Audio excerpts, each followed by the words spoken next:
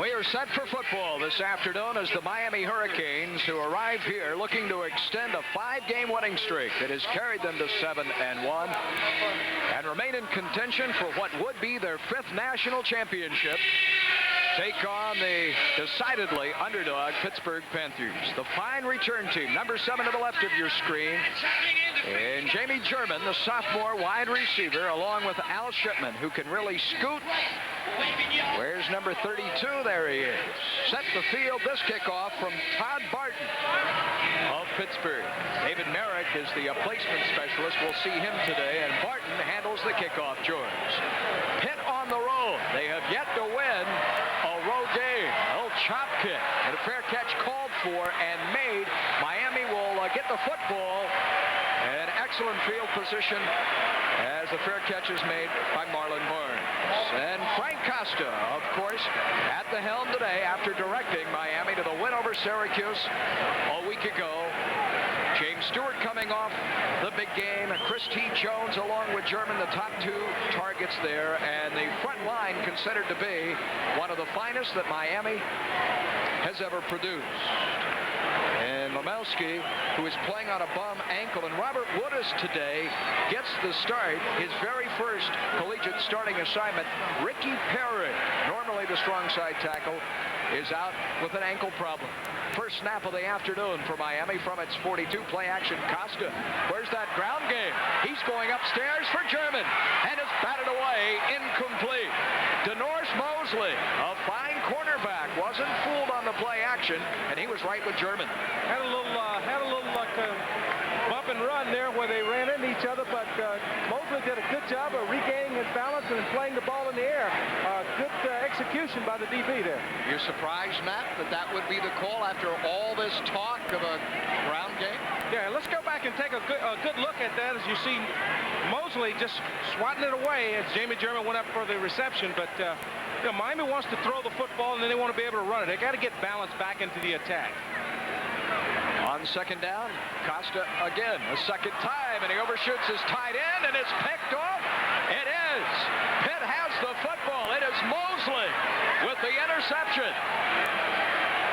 Mosley with his 5th interception of the year for a team now that has made only 10 all season. What a surprise. This is just a bad throw by Costa. The ball's end over end, and you see Mosley comes in, makes a good reception of the ball there, but this is what Miami cannot afford to do, is to give Pitt a chance to think they can win this football game. Well, while Costa goes to the sideline, John Ryan and the Panther offense take over.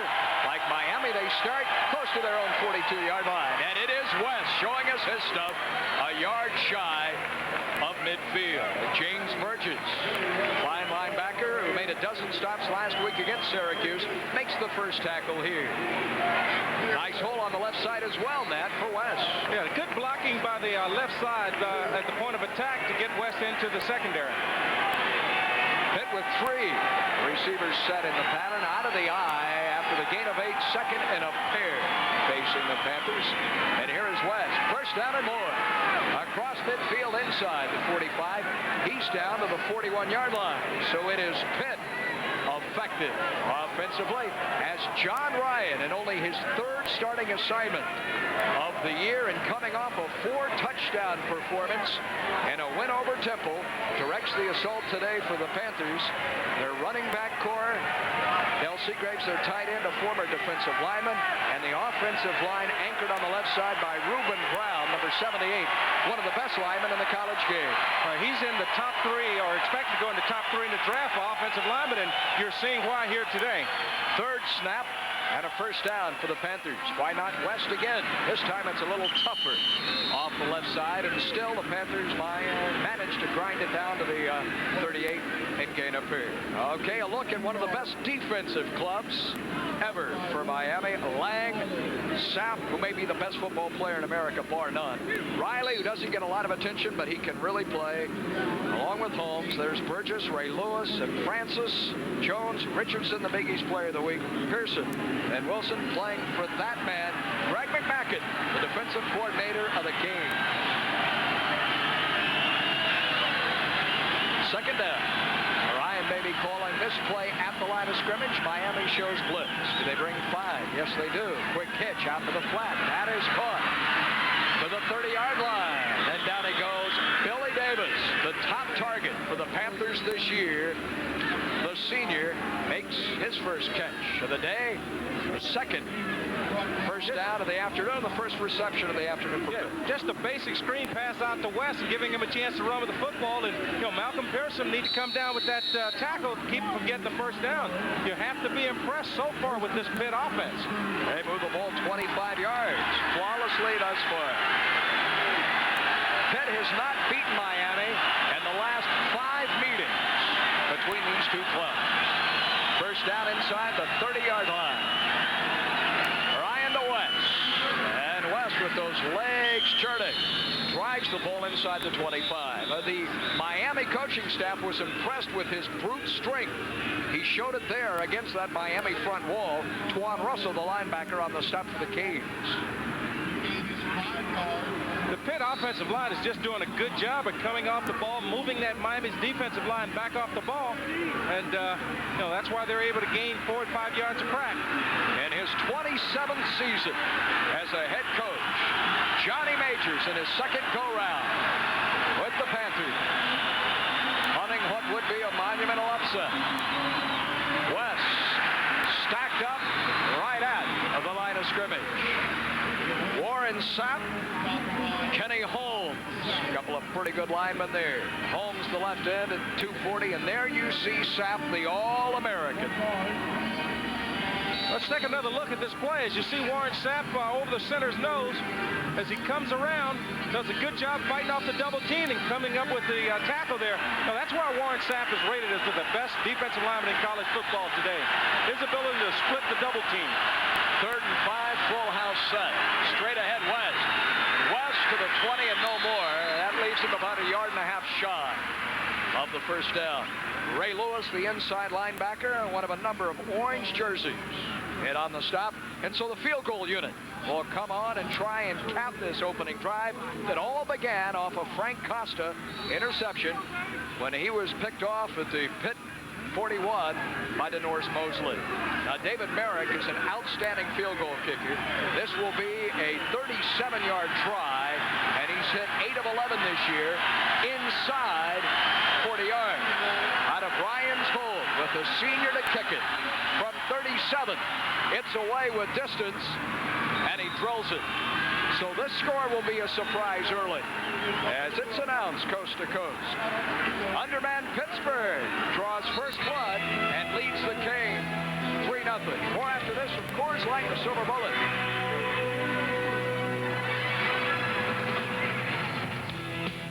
It's time for the great play of the week, brought to you by GMAC Financial Services, the Expressway Home. It's early second quarter, SMU versus UCLA, when quarterback Ramon Flanagan shovels this pass to Jacques Smith. Smith finds a hole and shakes it loose for a 62-yard scamper before he's brought down. It's first and goal Mustangs on the UCLA 4-yard line. This great play of the week has been brought to you by GMAC Financial Services, the Expressway Home. Get it moving. Keep on moving. Oh, yeah. Come on. Sing it, sing it. Yeah. And the Silver Bullet has the taste to keep it moving. Come on. Coors Light. Oh, yeah. Naturally brewed for a taste that goes down easy. Sing it, sing it. Coors Light. Keep on moving.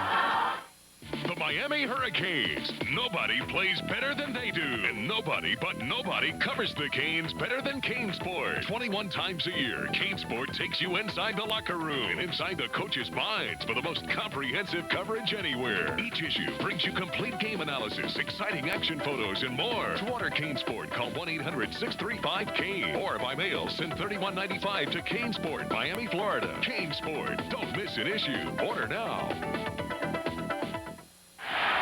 In the Orange Bowl, as if the Canes needed any motivation, the public address announcer has just let the crowd and Dennis Erickson know that Penn State is trailing Illinois 21-0, while Barton and company lead Miami 3-0.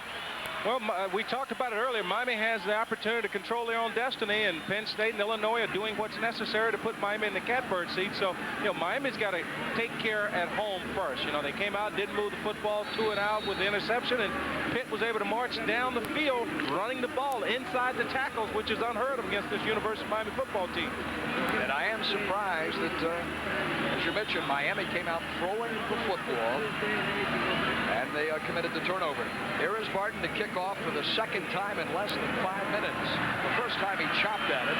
This time Al Shipman and another German. Well, who will take it? They bobble it between the two of them, and Shipman comes out across the 20, 21, 22.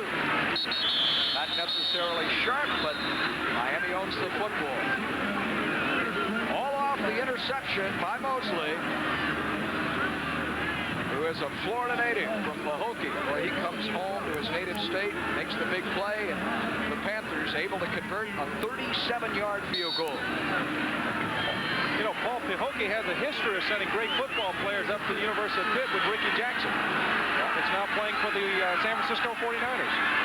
3 receivers to the far side to spread the field to the near side half. Look at all the Panthers punched up 2 at the line of scrimmage. And thus the slant comes right over the middle, and it's a big gain for a first down.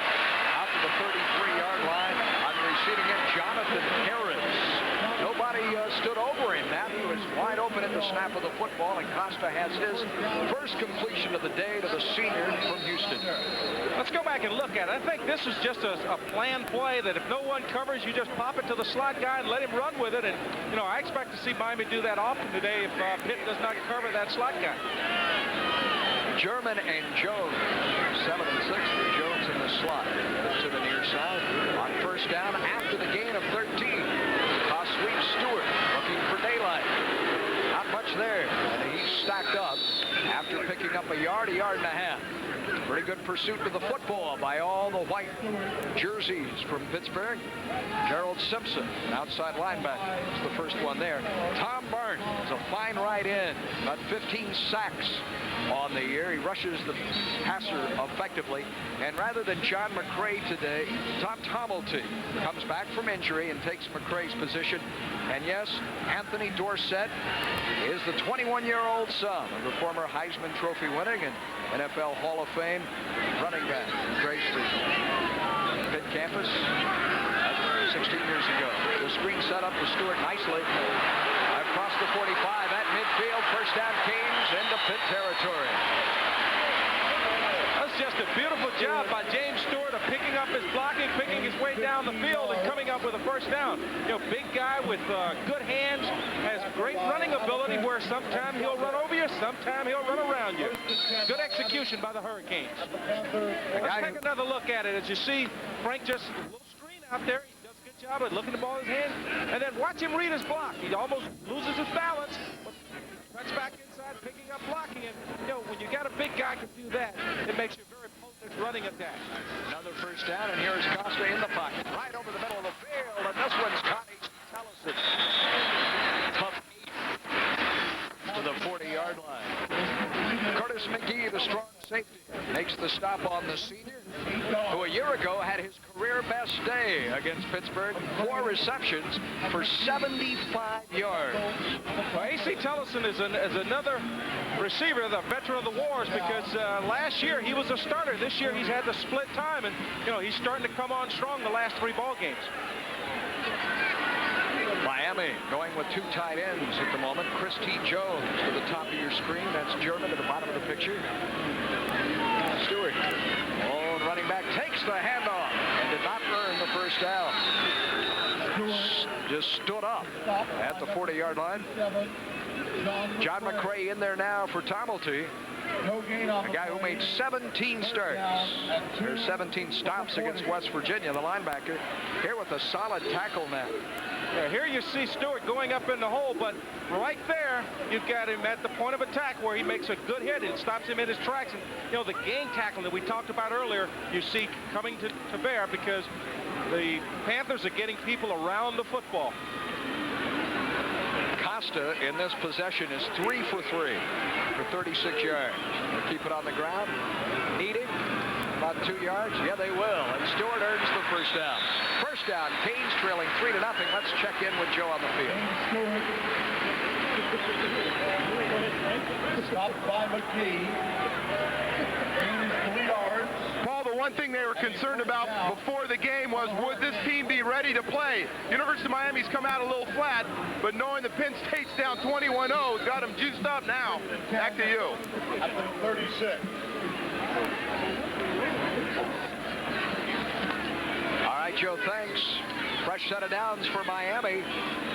Driving out of the shadows into the sunny part of the field on a glorious day. Temperatures in the 80s. Costa right down the middle. He's got it caught and down to the 1-yard line. The tight end, Cy Tucker. The biggest gainer thus far. A pickup of 35. And it's Tucker, the tight end on the receiving end. First and goal, Canes.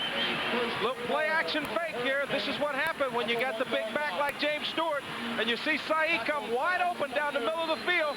Good job of looking the ball in his hands and trying to get into the end zone. And that's why Miami is so successful this year. The threat of the run, which makes the pass a lot easier to complete. David Sumner, the free safety, and Anthony Dorsett teamed on the tackle, but the Canes, who trail in the first quarter by a field goal, set to take their first lead of the day. And it's the quarterback sneak. No signal yet. Frank Costa. Costa did not get in. Miami has added Derek Harris, the third tight end, in there. He's actually the H-back, number 34, which gives them some blocking beef in that, down by the goal line, short yardage situation. Well, they go with the short yardage, but the guy that they've got a lot of confidence in is K.C. Jones and Terrell Green and Alan Simonette, that they just tried to wedge it in behind them and get it in the end zone. The 9th play of the drive unfolding here. Harris, the fullback. This is Ferguson now at the tail, trying to get outside, and he goes into the end zone. Touchdown. Danielle Ferguson, the sophomore from Miami, with the touchdown. And the Canes lead 6-3. Right behind the big beefy Derek Harris with the block. And number 1 puts Miami in front of Majors and company. Nice 9-play drive for the Canes, the length of the field. Here's Dane Pruitt. On to add the point after.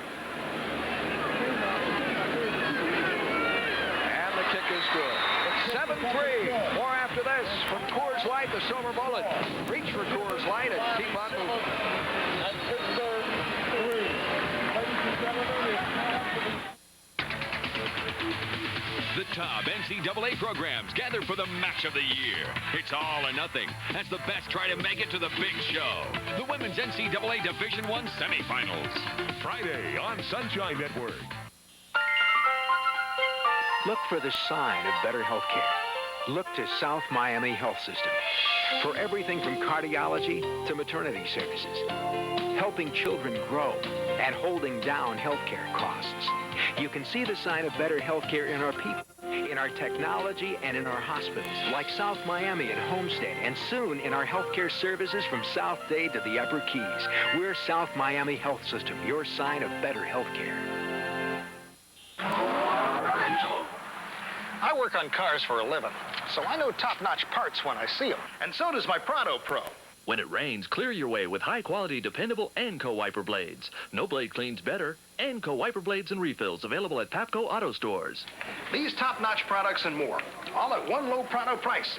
Like I say, when you got to get it right, get it pronto. Papco Auto Stores, the real parts store with real parts people.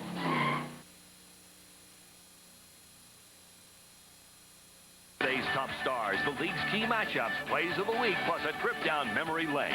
Step into the spotlight with NBA action. Shooting all season on Sunshine. Miami Hurricanes have just Wes driven 78 yards to take their first lead of the afternoon. Nice toss sweep here now. Yeah, just a good blocking out front. You see Alan Simonet and Robert Harris, or Derek Harris, and it was just a convoy into the end zone where Danielle Burks just had to follow his blocking. Nothing fancy, just good, tough football. Set up by the 35-yard Costa to Tucker pass. First and goal at the 1, and wearing a bandana at homecoming. The politically correct orange color, though, for Ferguson. Here is Pruitt. Pruitt's had a solid year. Modes of Deion Sanders. Yeah. Started a tradition, I'll say that for him. Certainly a style. Fashion statement there as well. Jay Jones, one of the best in the Big East, takes it at his 1-yard line. Out to the 15, sidelines 20, 25-yard line, and out to the 28. Jones ranks 3rd in the Big East, better than 22 yards per return. And if there is one positive for Pittsburgh in this, Nat, it's the fact that they made Miami work a bit. It took them 9 plays to get it into the end zone, and Pitt has been blasted on more than one occasion surrendering the big play this season. It took Miami a little time to put it in the end zone, but they went back to basics. They started using that big fullback, James Jones, and then made the defense play honest so they could throw the ball down the field.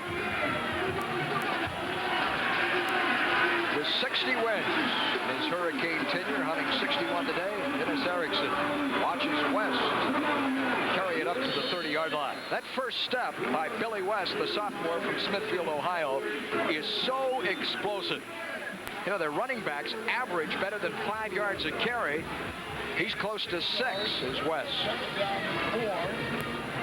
I'll tell you, Paul, they keep running off that left side behind Big Reuben Brown and Reggie Thomas against Warren Sapp and Kennard Lang. And, you know, they're having a great deal of success there.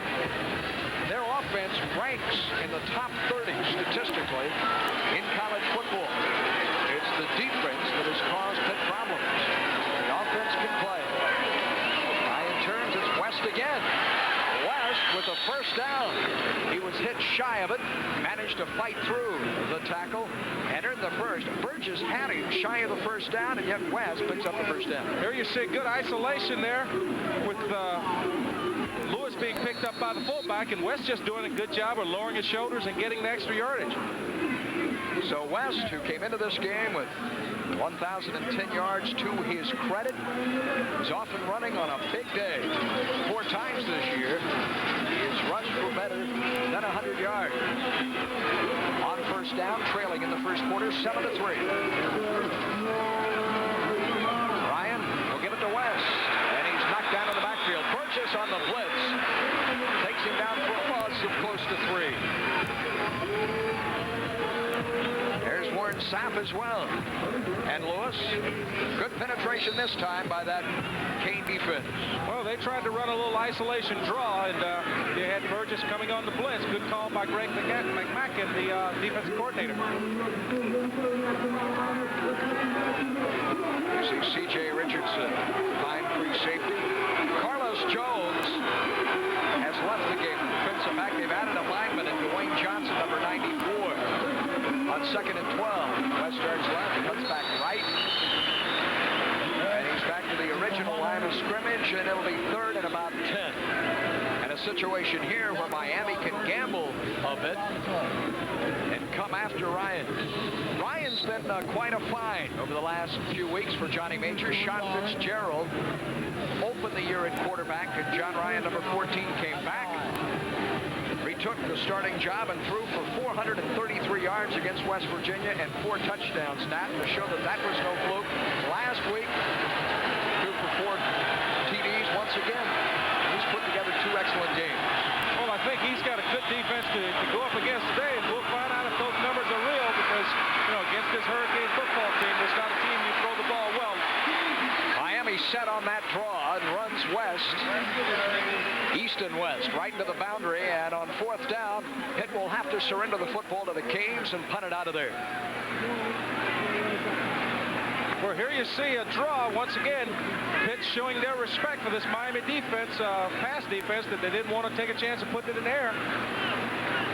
Apparently, we've had our first flag thrown today, and John Smith will call over Warren Sapp and make certain that he wants to do what Mr. Smith believes he does, and that's get the football, decline the penalty.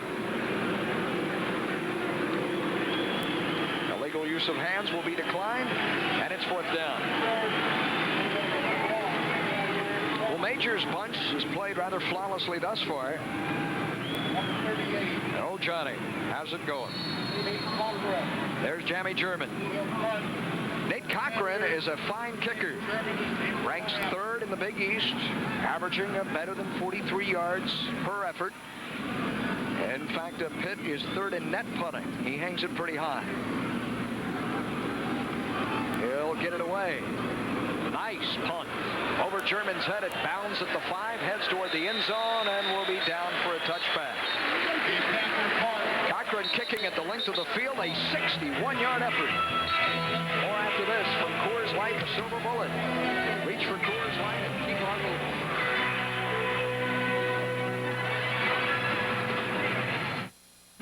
The top-ranked Miami Hurricanes are on their way to another season of victory. Don't miss a single play. Call your local cable operator and catch all the excitement live on pay-per-view. Saturday, November 19th, travel with the Hurricanes for a Big East showdown with the Temple University Owls. The action kicks off at 1 as the Owls hope to finish up their season by stopping the Hurricanes. It's available live only on pay-per-view. Call your local cable operator today. This could be your arm.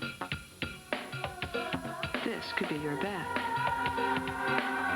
This could be your stomach. This could be your thigh. These could be your shoulders. This could be your body. This could be the way. The Soloflex Muscle Machine, just $39 a month. Call now for a free brochure. This could be your arm. This could be your chest. These could be your shoulders. This could be your thigh.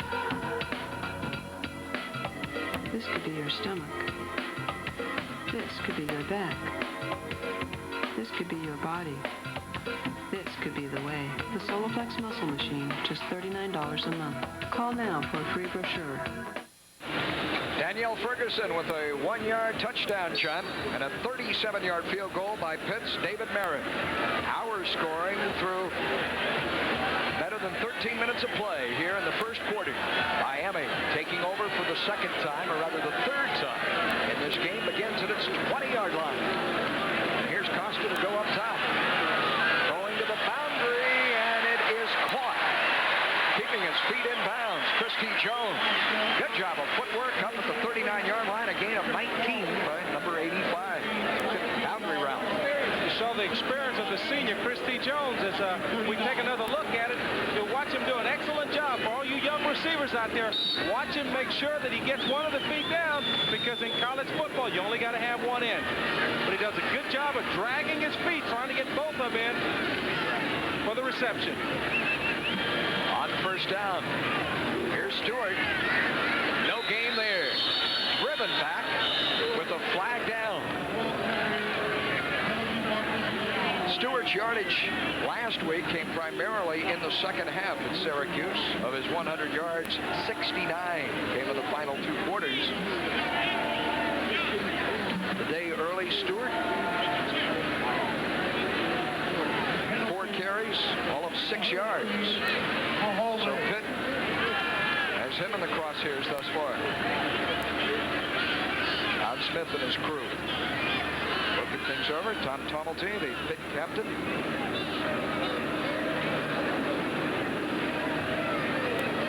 That'll go against Miami. The first against the Canes today. And although Dennis doesn't like it, here's Joe. Paul, Daniel Ferguson scored the first touchdown of the day, but it's not easy. A guy from Miami. How about that for support? There must be 40 number 1s here. Ferguson, he's got the whole family here. He might score again before the day's over. Back to you, Paul. The whole family here today. Number 1 in your program, number 1 in your heart.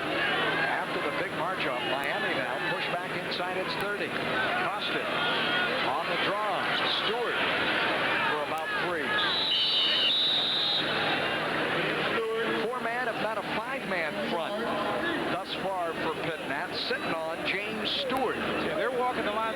in there, and they're sitting on it. But the thing that they're doing, Paul, that's giving them a lot of success is they're not taking gaps. They're playing a two-gap, playing the lineman head up and just reacting to keep James Stewart from having a big play. Johnny Majors has won only 5 games in 20 starts in this his second go-around at Pitt. But one of the most popular, not the grandest figure. Some coaches in Panther history remains fully confident he can get it turned. Here's German on a little slip screen. Across the 35 to the 36-yard line and then surrounded by white jerseys. The 6th completion in the first quarter for Costa. Here we take another look at this quick screen to Jamie German. You see the lineman coming out. Good block there by the tackle, but this play was kind of slow in developing, and he ended up back over the center of the field, which didn't give him room to run. Jamie German is a great runner with the football after the catch, but there Pitt did a good job of defending the play. The wind appears to be at Costa's back as he works from the gun, needing a dozen yards on 3rd down. Pitt coming after it.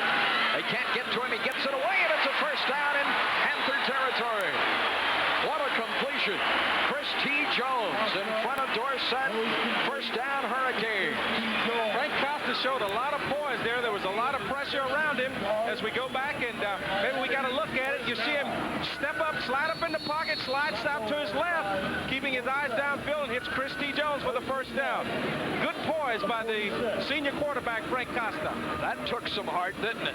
Took a lot of heart to hang in there, knowing you don't get hit, but he did a good job of delivering the football for the first down. On his way down, he connects for a gain of 17 yards. First down. And that'll do it. That's the end of the first quarter.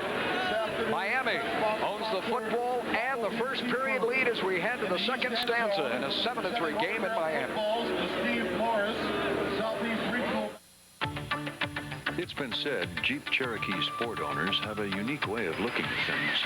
Well, maybe if you enjoyed 190 horses, available 4-wheel anti-lock brakes, and a driver's airbag, you'd have a different outlook too.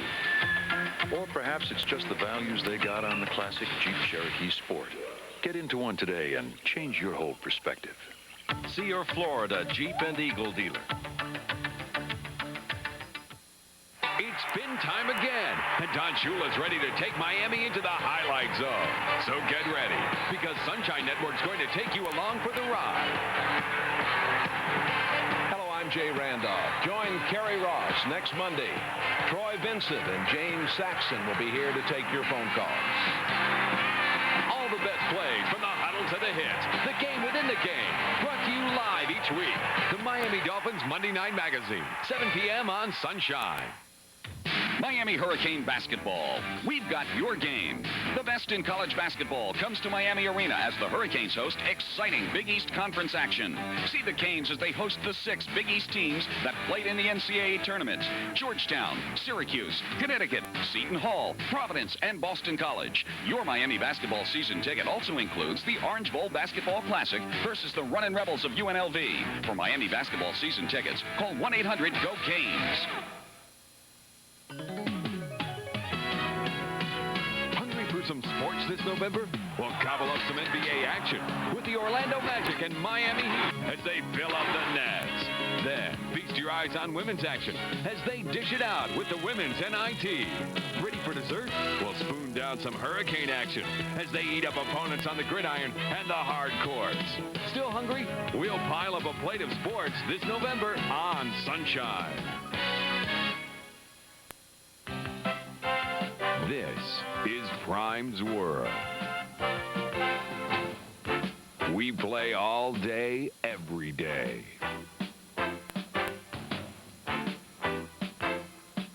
We play the zones. We play the cuts.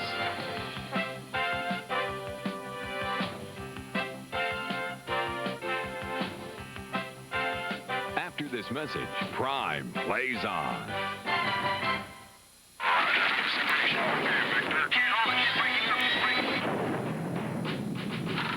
An ordinary beer can, barely alive. Gentlemen, we can rebuild it. We have the technology. We have the capability to make the world's first bionic can. Coors Light will be that can. Better than it was before. Taller, thinner, silver. Next on the Coors Light Channel. Miami Hurricane basketball. We've got your game. The best in college basketball comes to Miami Arena as the Hurricanes host exciting Big East Conference action. See the Canes as they host the 6 Big East teams that played in the NCAA tournament. Georgetown, Syracuse, Connecticut, Seton Hall, Providence, and Boston College. Your Miami basketball season ticket also includes the Orange Bowl Basketball Classic versus the Runnin' Rebels of UNLV. For Miami basketball season tickets, call 1-800-GO-CANES. If you're gonna come out to play, you better not fake it. Drink it! Quench it! Gatorade in the house! Come on! Drink it like that! Drink it! Quench it! Quench it like that! Drink it! Quench it! It's gotta be Gatorade. Drink it! Hey, Dolphin fans, you could watch Miami battle Buffalo from your personal Sky Suite in Joe Robbie Stadium on December 4th. Just look for the Gatorade display at your South Florida Circle K, farm stores, and food spot, and register to win. It's homecoming for the Hurricanes, and down amidst the pomp and pageantry, once again, here's Joe Rhodes. Paul Dennis Erickson has been walking up and down the sideline along with his assistant coaches, not talking about offensive or defensive plays, but talking about getting this team pumped up. They're as flat as I've seen them all year. Back to you guys. All right, Joe. From the 16-yard line on first down for Costa. Play action to Larry Jones, who's in there. Costa's in trouble. Costa's going to be sacked back at the 5-yard line. Frank Costa goes down. Is grabbed by number 9. Tom Barnes. Tom Barnes. The top sack master for the Panthers has his first of this game and his 5th of the season. Here you see Pitt switching up a little bit, coming with the blitz. And Costa has protection, but it just takes him too long to get rid of the football. And Barnes comes up with the sack. That was his 18th career sack for the 270-pound Ohio native. Yeah, that was interesting to see Pitt come back and match up and go man-to-man and come with the blitz. Again, Costa out of the end zone, hit as he releases, and it's picked off. The Panthers own the football. Intercepted. DeNorris Mosley has his 2nd of this football game. Mosley picks off Costa for a 2nd time. Bring it on, he says. And a pass that was underthrown, intended for Christy Jones, it appeared. Well, you know, the out route is a very tough pass to throw, and this ball just floated out there and looked like it took forever to get there. As you see, Frank goes back. He's looking at his receiver all the way, and this ball is just a floater. You got 2 people in the same area, and Mosley just comes up with the pick.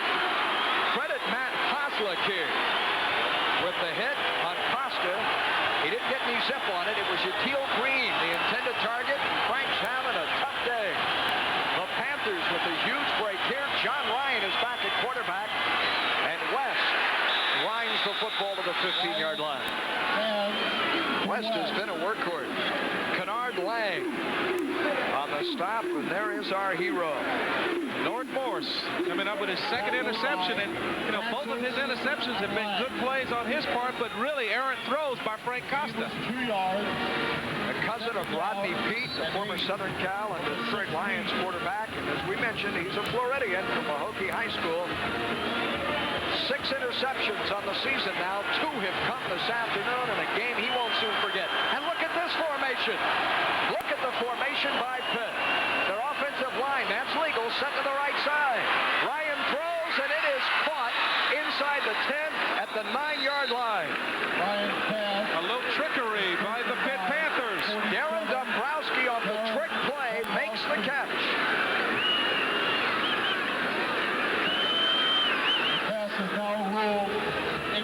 Now they say he did not catch the ball. Incomplete. It came out as he was falling down. Great setup by the Pitt team where they had the Hurricane defense confused but wasn't able to execute the catch. Phew. That's a Bobby Bowden-esque, I would guess, by Johnny Majors. Well, the race, that play from the highlight film, it's 3rd and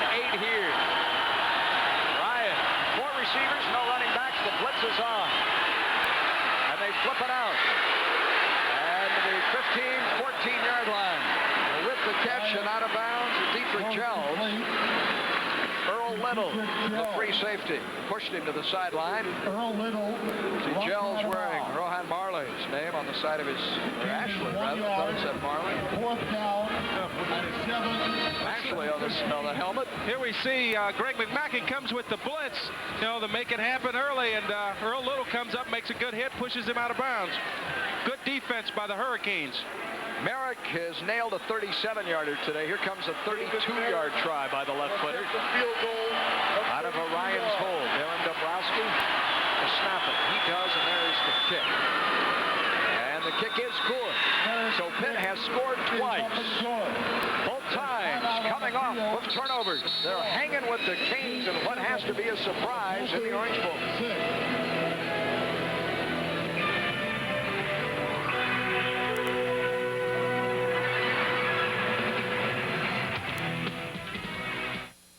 It's time to jam. Can you dig it? It's a war out west. Napoleon's marching his Husky troops while the Cougars deploy their deadly defense. Washington at Washington State. Saturday at 6:30 live on Sunshine. At Flamingo Ford in Homestead, one price says it all. No hassle, no haggle. One low price is clearly marked on over 200 new and used cars, trucks, and vans. One price says it all on new Ford Rangers. One price says it all on new Ford F-150 trucks and new Ford Mustangs. One price says it all on new Ford Taurus and new Pros. It's simple. One price clearly marked on over 200 vehicles guarantees no games when it comes to price. You've got to see for yourself at Flamingo Ford on US 1 in Homestead. I work on cars for a living, so I know top-notch parts when I see them. And so does my Prado Pro. When it rains, clear your way with high-quality, dependable Anco wiper blades. No blade cleans better. Anco wiper blades and refills available at Papco Auto Stores. These top-notch products and more, all at one low Prado price. Like I say, when you got to get it right, get it pronto. Papco Auto Stores, the real parts store with real parts people.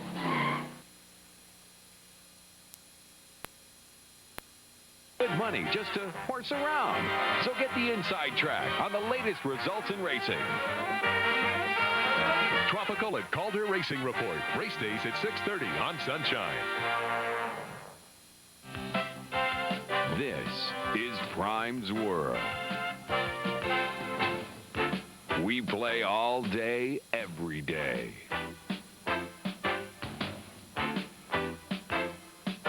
We play the zones. We play the cuts.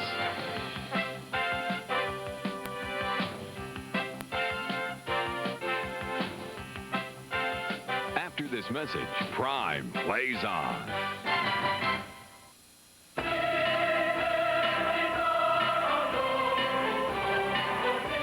Don't let a new car payment be a financial burden. Get Smart Lease by GMAC. It just might give you something you wouldn't mind carrying around.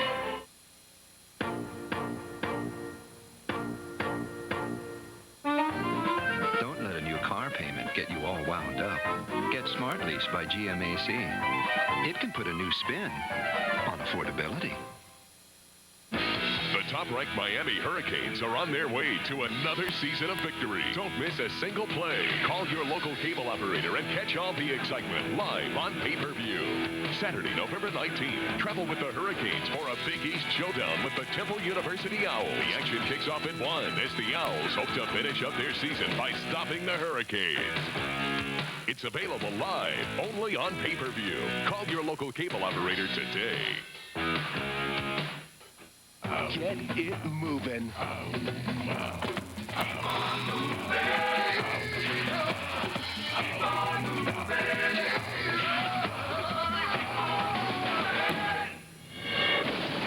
And the Silver Bullet has the taste to keep it moving.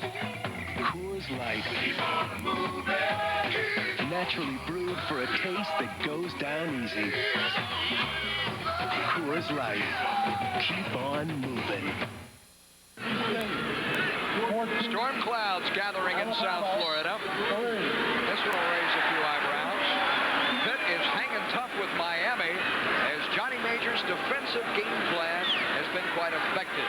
Dennis Erickson and company forced to burn their first time out of 3. And now Costa against a three-man front for the first time. On on second down. All those DBs back there expecting pass. They get pass, and it's batted away, incomplete off the fingertips. A catchable ball. Yetiel Green could not hold on. Right at midfield. Look at this. Last couple of weeks, Pitt is much improved. Third down at 10.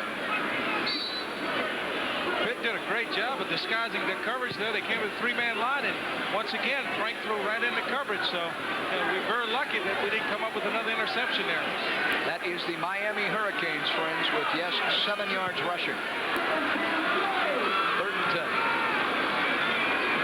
Out of the gun, Costa against the three-man rush. Guns, and it is caught by Christy Jones. He spins and has sideline. Jones inside the 30. First down, Miami.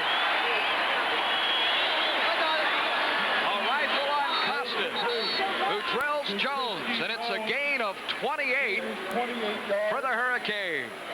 Big throwing catch by Frank Costa and his favorite receiver, Christy Jones. But as you see Christy Jones, the thing that he does well here, watch him step back to the football. And that's the reason he's able to come up with the catch. And then he's off to the races.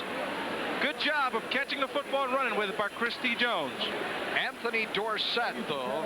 And here we see Frank Costa giving Christy Jones a high five for bailing him out, making a big play. Anthony Dorsett was shaken up on the play, was being attended to. He was one of 3 defenders surrounding Jones when he hauled that pass in. Anthony Dorsett was really breaking back on the football and might have had a chance for the pick if Chris Jones hadn't stepped back in. And you'll see the collision as he steps back in, and boom. That's how he gets hurt by his own defender. But good job for Christy Jones coming back to meet the football. The only reason that was a completion is he stepped back into the football. It's a gain of 28, and Dorsett helped to his feet. He'll go off to the sideline. He is able to walk and put pressure, as you see, on that left leg. Maurice Williams will come in to take his place. And next Saturday, live on pay-per-view, the Canes travel to Philadelphia to take on the Owls. Game time, 1 o'clock. Check with your local cable system to order the Canes and the Owls here on Sunshine Network. So 2 big gainers today. One to Saeed Tucker. Will pick up a 35, this 28-yarder. But Miami needed a spark to Christy Jones. And with the storm clouds gathering. And inside the 30, leading but 7-6. Upended is Stewart. He ran over his own man, it appeared, in Terrell Green. The offensive lineman knocked down in his own backfield. The ball may have come loose, Nat, too, but Miami owns it. Well, he never got a chance to put it away, but as you can see, the defender, Gerald Simpson, Moody, comes in and does a good job of hitting him before he can get started. You know, Pitt's doing a great job of mixing up their defense, where 1 minute they come after you, the next minute they drop in coverage. This thus far has been Major's finest hour. I promise you, in his second go-round at Pitt. There's the toss sweep. Stewart to the 25. Inside the 25 to the 24. Jim Williams, the sophomore strong safety, leads the defensive charge for Pitt. And it's 3rd down with 5 minutes remaining in the first half. Tom Tumulty, the outstanding linebacker, leaves the game. Here we see just a quick pitch where they're trying to get him out on that soft corner. And here you see Tom Tumulty coming in, meeting James Stewart coming up at the tackle. A.C. Tellison, along with Yetiel Green to the far side. And it's Jones and German to the bottom of your picture. The blitz is on, and the catch is made. And it's a first down. First and goal, Miami. Yetiel Green carries it inside the 10-yard line. Miami beats the blitz. Miami had this play on a long count, which gave them plenty of time to see the blitz coming, and Frank Costa showed his coolness as he stepped back and hit Yetiel Green coming underneath. There's lightning in the area now. very dark skies, thunderbolt, and a loud clap too, coming out of that dark cloud that you see. First and goal, Miami. Stewart, the running back for Costa. He'll take it straight ahead. Now bounce outside. Stewart, run to the sidelines and out of bounds at the 8-yard line. Norris Mosley is over there. Hayes Clark, the linebacker, number 43. One thing about Pitt, though, they're making Miami work. This is a team that many thought was as much as a 40-point underdog against the 7-1 Canes. This Pitt defense is showing not only are they strong, but they're showing good speed where they're not allowing the backs to get outside. Miami's quickness and speed is not being a big factor so far. The 10th snap of this drive. Blitz coming. Costa fires into the end zone, incomplete. No flag. The crowd wanted pass interference. Jamie German, along with Daphnis, in the area. There was contact. No pass interference. Here Watch you see the blitz coming. Frank does a good job of getting rid of it. Ended up being an errant pass. Jamie German is saying he was held by Norris Mosley, but no flags. The 11th play. Just ahead. Miami needs to punch this one into the end zone, get some distance between itself and these pesky Panthers. Al Shipman, the far side for Miami. 5 receivers out. Costa into the end zone, and it is incomplete. A.C. Tellison got his hands on it, could not make the catch. And Costa went down under a swarm of white jerseys. Pitt got a free blitz on the quarterback, and Costa had to throw it early, hung it up, and didn't get it outside for enough. A.C. Tellison was not able to locate it until the ball was on the ground. So Miami with 3 shots at the 10-yard line.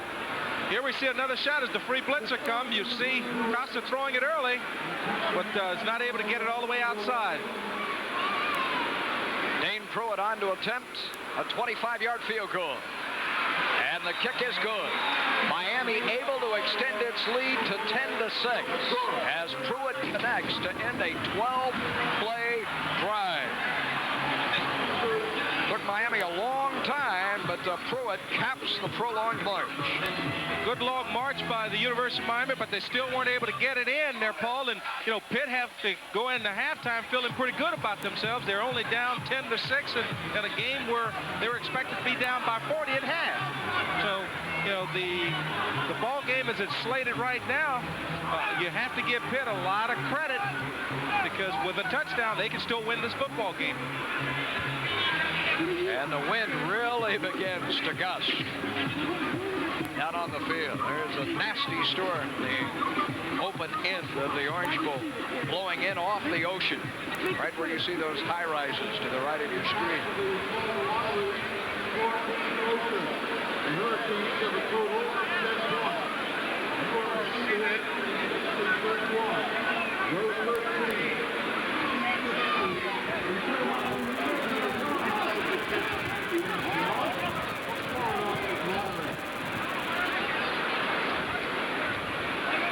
NBA basketball bounces your way. A couple of games that you can see depending on your area, the state of Florida. Down here in South Florida, it's the Mavericks against a new ball club, the Miami Heat. Kevin Willis and all those new faces, and of course Dick Motta back to run the Mavs. And Washington with Scott Skiles making his first return to the arena. From members of the original Orlando Magic. Pretty good doubleheader in the Sunshine State next Tuesday, only on Sunshine Network. Scott Skiles has put some life into the Bullets, hasn't he? Feisty ball player. He's a very talented athlete, and you know, Washington is very happy to have him because you know, for the last several years they've suffered. Now they've seemed to turn the corner. You know, and I like the way you put that, Paul. The new Miami Heat.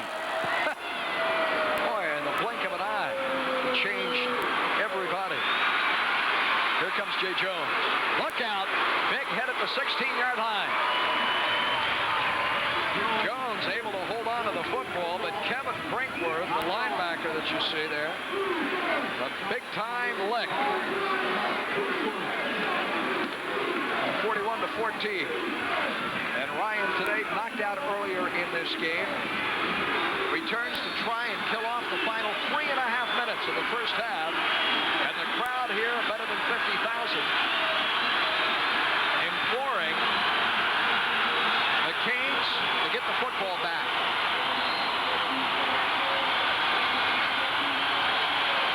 On first down, nothing for West. Billy West today has carried the ball now 18 times for about 70 yards. Warren Sapp and Pat Riley, the heart of that Miami Hurricane defense. Their 2 tackles this time set up a wall. Well, look like, Paul, they've finally figured out that offense, and they're starting to stack it up in the middle and stop the Pitt running game from being able to run right at them. 2nd and 10. And that Miami secondary, ranked as the best in America, inciting this crowd to create some noise. Busted play, down goes Ryan. Burgess all over him. The backs went to the left side. Ryan turned, and there to greet him was James Burgess. Miami was coming with a blitz, and the Panthers had a busted play. The back went the wrong way, and Ryan was the sacrificial lamb. Big hit by James Burgess, excuse me. Got me excited finally. It's 3rd and 15 with 2:20 remaining. Remember, Miami has 2 timeouts left, leading 10-6. Dukes and West. Dukes shift. It's West. Needs a block, gets it. Up to the 20, not near enough for the first down. A gain on the play of 5 yards. And Pitt will kick it out of there. And Miami may have taken that timeout. Yes, they have. Miami took timeout. They'd like to get the ball. They've got a chance to get it in good field position, put some more points on the board. But I tell you, Paul, Billy West, you have to like this kid. He hits that hole like a dart.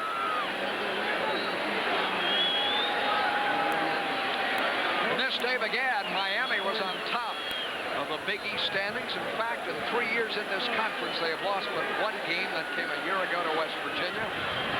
Right now at 4-0, and Pittsburgh, as mentioned, its only win over Temple. Boston College today facing Syracuse and all over the Orangemen. Dan Henning's club, after dropping its first 2, really turned things around there. Chestnut Hill. Well, Dan is a quality coach, and you expected to see him turn that Boston College program around. And look forward to seeing them come in here against the Hurricanes end of the year.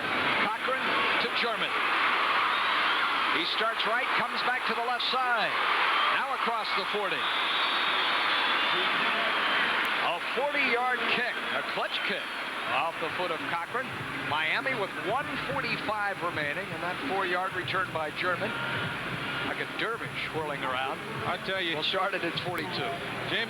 Jamie German must have more changes of direction for 4 yards than anybody I know. I tell you what, this kid is exciting. I just like to see him get off to the races once without having to reverse his field 4 or 5 times.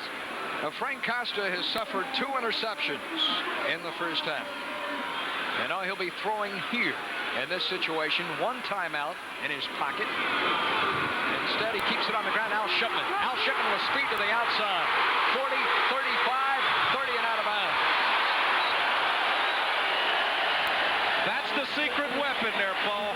Al Shipman, smallest back on the field, but great speed. Very good at picking his way. Just a little draw as you see him jump over the pile, and then watch him turn on the speed as he changes the ball to the left hand, get the ball outside so they can't be stripped away. A gain of 27. It is Anthony Dorsett back into the game from the secondary, forced to make the tackle. And that storm has arrived. It is raining hard, and the wind is gusting in all directions. Here comes the blitz. The blitz is on for Costa. Miami picks it up, and it is caught and slipping the tackle. 10, 5, touchdown Miami and Trent Jones. Good, tough running by Trent Jones. Miami did a good job of picking up the blitz. Frank got the ball in Trent Jones's hands, and Trent broke was able to get into the end zone. The freshman, number 6, is good for 6. And in 2 snaps, here's another look at it. Miami does a good job of picking up the blitz here. Watch Trent Jones, little man with a lot of strength, just shake the tackler and gets into the end zone. A 31-yard completion. Costa to Jones.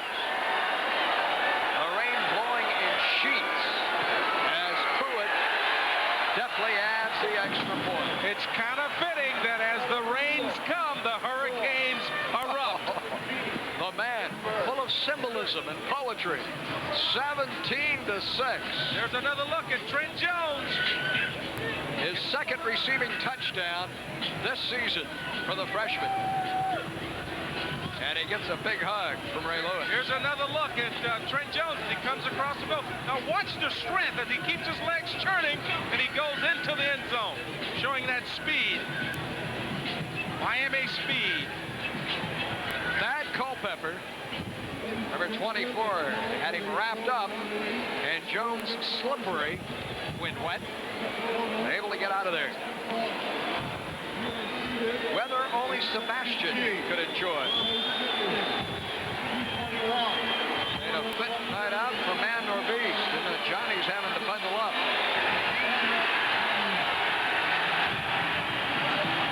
It took Miami better than a quarter and a half to begin to put things together. Trailing once 3-0, leading at the end of the first quarter 7-3, and at one point a 7-6 game. Miami has scored twice in the final 3 minutes of this first half. The field goal by Pruitt of 25 yards, and now the 31-yard catch and scamper by Trent Jones. We'll have all the highlights for you from the first 2 quarters coming up at the break. I wonder how Joe Rose is faring down there, Nat. Jones is an old-time Dolphin. He fares well in water. He's flipping around. Here's Pruitt. He may kick this one to Oklahoma. This one is going to Mexico City, friends. There's about a 40 to 45 mile an hour wind at his back. Blowing into our broadcast booth here, too. Away goes the kick. And not quite to Oklahoma, but 5 yards deep into the end zone.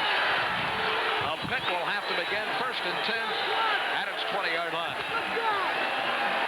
Another look at that scoring drive, but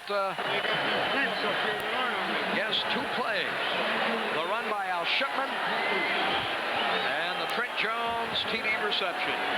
17-6, Hurricane. That's more the quick strike ability that the Hurricane fans are used to seeing, Paul. And I guess you had all the fans sitting back on their hands because Pitt was doing a good job of shutting them out earlier. And we finally got the crowd into the ball game. Billy West for 5. A hard shot off the left side. A little lead back, too, provided by Maurice Washington. And the clock rolls. Less than a minute remaining. Coming up at the half. A look at the first 2 quarters statistically. And we'll review all the scoring plays of this Big East matchup. We told you there'd be rain, but well, we gave you more than you bargained for. The Hurricane being attended to there. Baraka short. Helped off the field, and he'll go now trotting off. It's Hurricane homecoming. And the floats are going to be doused. Bernie Kosar, by the way, former Hurricane great, honored here today earlier. 11 in a row at homecoming, 15 of the last 16. And Miami hasn't lost to an unranked opponent since 1984. A long time since Boomer came in here with Miami, or Maryland rather. Nothing for West. Pitt content to kill the clock. Just let it roll. 30 seconds. And Miami is not, though. Dennis Erickson looking like a sea captain on the bridge, calls timeout with 30 seconds remaining. Miami will take the football back. You never know. In this weather, Pitt may put it on the ground. Timeout Miami, it's third timeout. It appeared, Nat, just a few minutes ago, like this was going to be a 10-6 football game at intermission. And Erickson has used his timeouts right. The momentum has changed. A couple of big plays. Costa back on the money. And here's Miami as the rains come, still not satisfied with the score at this point. Well, they finally got some emotion into the ball game, Paul. They're playing with a little bit more emotion, and they're excited now. The rains have come, and they've made a couple big plays, and that's what usually happens. You need someone to step up to the table, make a big play, so everyone get excited, and then you're on go. Now you see the Hurricane football team offensively and defensively coming after them, and they're not satisfied with that 17-6 lead at this point. Singing in the rain. It must be nice to be young.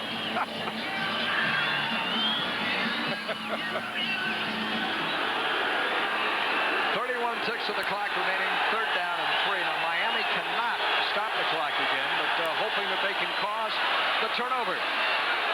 West out to the 30-yard line, and then he takes the big shot. Laid out on the hit by Malcolm X. Pearson. Watch this. You like this? X marks the spot. Here you see Chris Patton coming wide open, and here comes Malcolm Pearson. Big hit. When you look at those kind of hits in the film room, everybody wants to see which way the offender goes. If you can knock him backwards, that's a knockout. Pitt's going to head to the dressing room. Well, they've earned some respect here in the first quarter. West, by the way, has rushed for 102 yards in the first half. The Panthers have hung in the game. It's 17-6, though. Miami in firm command of this one. A rainy homecoming in the Orange Bowl. Coming up, our stats and our highlights from the first. Let's play football once again. The Hurricanes and the Pitt Panthers as we head into the third quarter. Man who had a busy first half for Miami, Dane Pruitt. Couple of field goals set to put his foot into it. Put with a 25-yarder. Officially a couple of extra points. Here we go. We're underway in the third. Very short kick. Jones on the run from the 15. 20. Look at the daylight. 30. 40, 45, out of bounds, 47-yard line. That is why that young man, as we mentioned earlier, ranks third in the Big East in returning kicks. Jay's quite a talent. Here you see the shortness of the kick is what really alludes to such a big play. He's catching the ball on almost the 20-yard line. He just does a good job of reading his blockers and getting upfield and off to the races. A return of 33, and Al Shipman, who had a huge play at the end of the first half. He ran that draw deep into Pitt territory to set up Trent Jones' touchdown. He made the tackle. John Ryan at quarterback from his 46 officially. West, as he did in the first half, works his way for 5, 6, 7 yards. James Burgess on the stop. And Billy West, the sophomore, with the carry there, and here the possession chart, Nat, for Pitt. Well, Pitt basically scored on the 2 turnovers, but other than that, they've 6 and out, 11 and out. And the 11 and out was the one where they drove the ball down and came away with nothing because of the penalties. But overall, they've done a good job of not hurting themselves offensively. Ryan dispatches Davis and Jones. Top 2 target. The bottom of your screen. But gives it to West. West for the first down marker is close to it before he is bulldogged into the bench by Wilson, the corner, and Kennard Lang, the right end over there. Lang, Sapp, Riley, and Holmes, the front wall. Wilson and Jones on the corner. Richardson, Pearson in the backfield. Burgess, Lewis, Russell, the linebacking core. And now right at 100 yards for Billy West for the 5th time this season on a team that has won but 2 games all year. When every ball club knows what your best weapon is, West has still managed to get it done. Well, you've got to give him a lot of credit there, Paul, but you've got to give that offensive line also a lot of credit because they do a good job of coming off the ball, moving the defenders back. Senior, Lawson Mullica, the center. Anchoring it and snapping it. West needed a yard. I don't think he got it. That front wall was there. Lang, Sapp, Riley, and take your choice. Sapp had a half dozen tackles in the first half, as did Pat Riley. Here you see Ray Lewis stepping up in there along with Sapp and Lang and everybody and just pushing it back. Even had Dwayne Johnson in there. You see the 78 in white, Reuben Brown that he forced back. Harris Sapp. 4th down and needing a yard. Pitt will go for it. Trailing 17-6. And Miami may have jumped. Was Holmes drawn offside, or did he go on his own volition? That's the call for John Smith. Dead ball, offsides, Canes. First down, Pitt. Go back, take a look. We see Kenny Holmes drawn offside by the hard snap count by John Ryan. Good job of the Pitt offensive line sitting in there on that hard snap count, pulling Miami offside to get the first down. Reuben Brown at 305, Tony Orlandino at 275, the 2 tackles for the Panthers. Reggie Thomas 260, Jeff Craig 280, the 2 guards. Mullica, as mentioned, tips the scale at close to 280. West for 3 more. And the clock runs. Miami has not surrendered a touchdown now in 17 quarters. And that to a Big East foe. But Pitt trying to pound that ball further downfield. If they could somehow manage to get the first touchdown against Miami in a long while against Coach McMackin's defensive unit, they'd be right back in this football game. Well, I don't see Miami at this point continuing to let them run the ball up the field and control the football. I think in the second half, at the end of the first half, they sort of got on the right track, and now they're going to come after them. Before they were sitting back on their heels, and the Pitt team was just driving them off the football. Billy Davis was the intended target from Ryan. That pass high and a bit behind him, and even the talented Davis could not make the catch. But when you're in a ball game of this nature, Paul, you as a receiver, you've got to come down and make some great catches to help the quarterback out. That was a catchable ball. It was a tough catch, but it's one a great receiver sometime will come up in the big ball game and make. Count the receivers. 4, the bottom of your screen, and the 5th one up top is Askew. Batted down, but caught again by the quarterback Ryan, and then down he goes. Kenny Holmes deflected the pass off the arm of Ryan. John then caught the football and was dumped in his backfield by Lang. A wacky play this is. Well, here you see Kenny Holmes getting pressure, goes as far as he can, jumps up, bats the ball down, and just instinct is what made John Ryan decide to catch the football and run with it, where he'd been better served to just let it hit the ground. Jamie German awaits the punt off the foot of Nate Cochran, who showed us his worth to this Pitt ball club, kicking so effectively in the first half. Here just trying to pooch it, let it bound, perhaps take a Pitt bounce, but it doesn't, and it will be down at the 25-yard line. Miami in possession of the lead and the football with 11:30 showing on the 3rd quarter clock, and a very wet Orange Bowl in Miami. If you want to be in a position of power, then get behind the wheel of a 1995 Jeep Grand Cherokee V8 with a powerful 220 horsepower engine, 6,500 pound towing capacity, standard driver's airbag, and 4-wheel anti-lock brakes. It lets you command power in any situation. The Jeep Grand Cherokee Laredo, the only thing more powerful is this deal. See your Florida Jeep and Eagle dealer. Do you have an idea for a new product or invention that you'd like to submit to companies? If so, there's information from Invention Submission Corporation to help get you started. ISC is America's largest invention service organization with over 50 offices nationwide. Call now for free information, which includes forms to assure confidentiality and record and date your invention, plus an informative brochure. Call for your free information now. For your free information, call 1-800-652-2112. Call now. Hi, I'm Dennis Erickson of the University of Miami. I'm Norm Tripp from Alamo Rent-A-Car. Join us for a day of golf at Arvida's Weston Hills Golf and Country Club in the 2nd Annual Alamo Golf Classic. Alamo Rent-A-Car is committed to educational endeavors in South Florida and is proud to sponsor this event. And all benefits go to the University of Miami Athletic Scholarship Fund. We'll tee off at 12:30 on Monday, January 23rd. Hope to see you there. Matt Moore, yours truly, Paul Kennedy, Joe Rose. Out on the field tonight, Miami taking over for the first time in the second half as Frank Costa sets 3 receivers and a single back behind him on 1st and 10 from his 25-yard line, and they'll give it to Stewart. James Stewart got out of bounds at the 26-yard line, maybe a yard. It was a frustrating first 2 quarters for the talented Stewart. Held to only 17 yards rushing in this football game. This is a guy who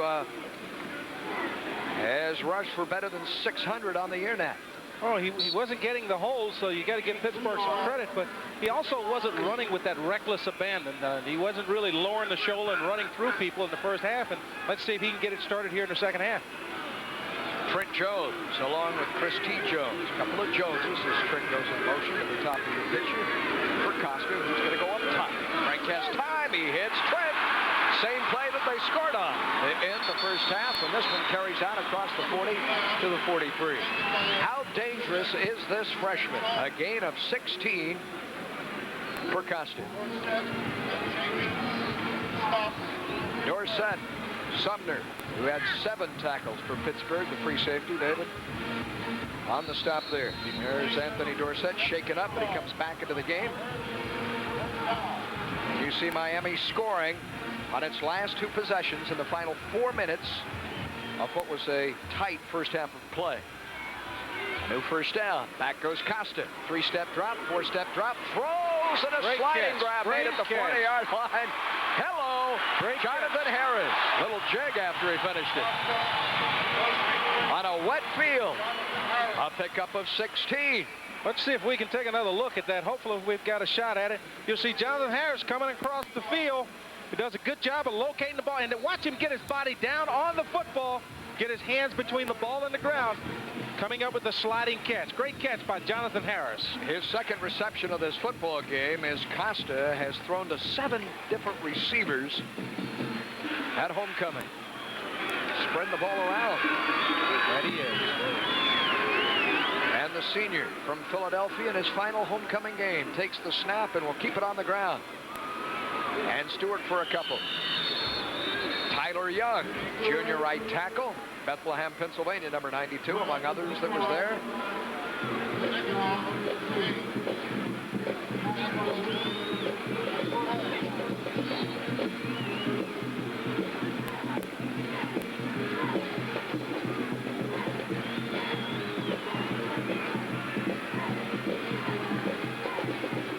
Costa ready to work again. Pitt's walking up. Again, a 5-6-man front. Daring Costa to throw, and he does. He swings it out against the blitz to Stewart. He can't gain anything. He's driven into the sideline once again. Jason Chavin, number 58, pushed him over there. Dorsett 2.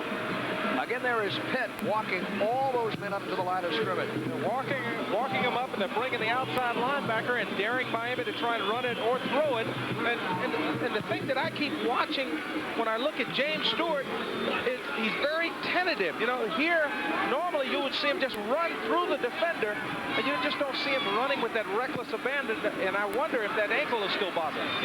This is second catch of this game for Stewart.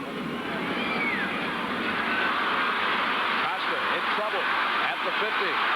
Back to his 45. Gets a block. Here's downfield. Guns for German in the end zone, and it's nearly intercepted. He overshot German. And there was Jenkins. John Jenkins, the free safety. Well, Frank showed a lot of athletic ability there and a lot of strength kicking out of the would-be tackler's hand and avoiding the big sack. But, you know, this was a dangerous pass here. Once again, he throws it into coverage. Here you see him just do a good job. Shows a lot of poise. Picks up his blockers as he comes back around, and then he tries to go deep to Jamie German. Just an overthrow. Could have been intercepted. And Pitt is going to call timeout. Timeout Pitt as Miami was set to punt. Pruitt was on to kick it. So Pittsburgh uses its first of 3 timeouts in the second half. And when we return, we will see if indeed Dave Pruitt doesn't put his football into it in South Florida.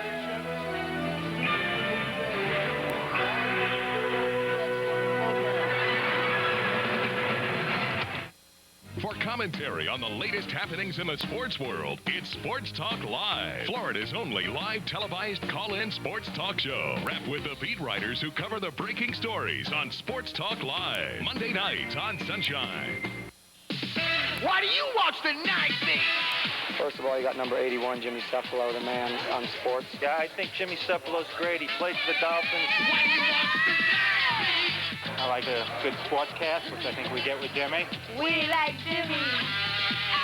Why do you watch the night thing? It's got the team. They can't be beat. Oh, it's better. Channel 10 is better.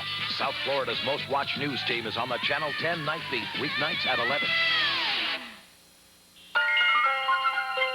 Look for the sign of better health care. Look to South Miami Health System for everything from cardiology to maternity services, helping children grow and holding down health care costs. You can see the sign of better health care in our people, in our technology, and in our hospitals, like South Miami and Homestead, and soon in our health care services from South Dade to the Upper Keys. We're South Miami Health System, your sign of better health care. Just to horse around. So get the inside track on the latest results in racing. Tropical at Calder Racing Report. Race days at 6:30 on Sunshine. Pittsburgh has called timeout. Reserve quarterback Ryan Clement, number 17, had slipped into the formation. You see him as an up back next to Pruitt. The snap, though, does truly come back to Pruitt. Fair catch called for. The ball bounds at the 7-yard line, takes a hurricane bounce, and Miami will pin Pitt inside its own 10-yard line. Nice kick by Pruitt. He accomplishes exactly what he wanted to do. Willie Phillips, number 55, downs the 31-yard effort. Can't do it much better than that. Especially for a place kicker that turned punter when Mike Chrissy went out with the full groin. That was a great moment here when, unfortunately, when Chrissy went down, Pruitt came on against Virginia Tech, and his first punt in years sailed 49 yards. Here, the little pooch effort, much like you might hit a 9-iron high and get it to land softly, even had the backspin to it. Raises his hands like he's been doing it all his life. Like it went in the cup. So back into the closed end of the stadium, Pitt can hear the sound of the crowd that remains here.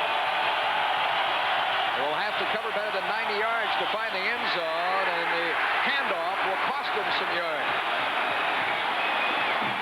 It's Ray Lewis who drops Chris Patton in the Panther backfield, and it's a loss on the play of a couple, if not 3. Ray Lewis does a better job than any linebacker in college football of running through, knowing when to come through and when to go around the tackle to make the hit. There you see do a good job of running through and catching Wes in the backfield.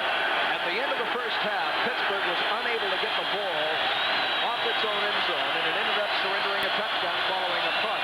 And it's important here for the Panthers that they sustain something, or Miami will punch another 7 on the board. Again, it is Patton, pinballed around by that Miami defensive front wall, and that includes Kenny Holmes, the sophomore left end, and Corin Francis, the only senior linebacker for Miami, on the field, number 58. Good job of that front 4, just stacking it up there inside. Patton bounces in there. Boom, he's popped out. And here you see the rest of the Hurricane bunch coming in to make the tackle there. You see Holmes and Francis coming in to finish him off. Good job of gang tackling by the Hurricane defense. To this point, Johnny Majors has been content on 3rd and very long to run the ball and kick it away. What does he do in the 3rd? He keeps it on the ground, and Patton nearly slipped out of there, didn't he? He ran through an arm tackle and got tripped up, but he had a lot of room in front of him. Oh, might still be running. Well, here too, Majors will play it close to the vest. Pitt will punt and rely on its defense. The whole Miami at bay. It's 3 and out for Pittsburgh, and that Kane defense gets a nice hand. Well, that's good, smart football by Johnny Majors. You know, you're in the third quarter. You're only down by 11 points, and you don't want to do anything to just blow yourself out of the ball game. Nate Cochran, he had a good time to match that earlier 60-yard effort. Kicking to Jamie German. A high snap. He has time. Boots it away, and he got out of this one. His 5th punt of the day is a great one. German starts dancing around like he likes to do, and gets about 3 out of it. Very dangerous. The punt sails 48 yards out of his own end zone for Cochran. I'll tell you, Jamie German is a very exciting runner, but I'd like to see him catch the football, make a move, and go north and south. He reverses his field so many times, there's just no way he can run off and leave the defenders. Costa just now arriving at the huddle.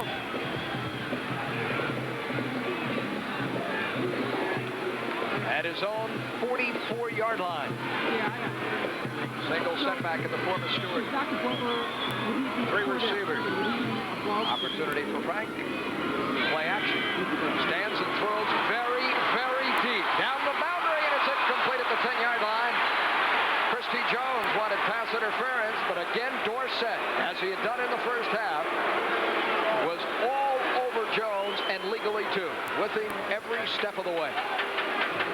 Well, let's go back and see if we can catch this right at the end. But once again, you see it's the jump ball. You know, Miami has been able to take advantage of their big receivers throwing the ball up for grabs and them just outleaping the smaller cornerbacks. But as you see, Dorsett did a good job of leaping up there and stripping him, make sure he didn't come down with the catch. Dorsett's played outside linebacker. He's played cornerback as he's doing now. They also used him at wide receiver. Inside handoff. Here comes Danielle Ferguson, who owns a touchdown in this game. And he scoots it out across midfield and 6-7 yards into Pitt territory. Gain on the play of 12. Well, we've seen Danielle Ferguson, Larry Jones, James Stewart, Al Schiffman. You know, you're talking about a stable of good backs where these guys just don't get enough playing time. Here you see Danielle Ferguson doing a good job of reading his blocks, getting upfield for the first down. And this is probably his only 3rd or 4th carry of the whole ball game. Oval James, the athletic director at Pitt, stepping into our booth. One of the class gentlemen of college athletics. Get to visit with him after this one. His team's played well.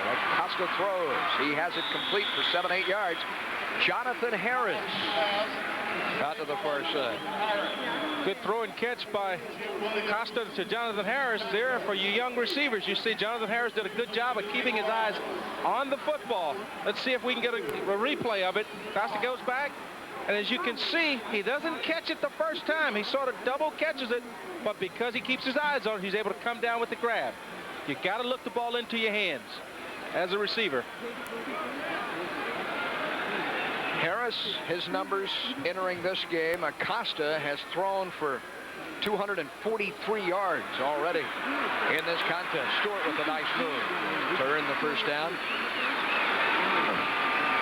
Well, he looked as if he would turn it up earlier and then cut it a little dip further outside. He's very indecisive about how he wants to run today. You know, he starts it up, he's setting up the block, then he goes outside. But even there, you don't see him really just deliver the blow. You know, he's taking the blow much more today than you're normally used to seeing James Stewart take. So Miami holding on to the football here, leading 17-6 with 5.5 minutes remaining in the third quarter. Driving on Pitt. Here comes the 5th play of this possession. A 3-step drop. Costa guns, and it's caught. And falling immediately at the 27-yard line is Jonathan Harris.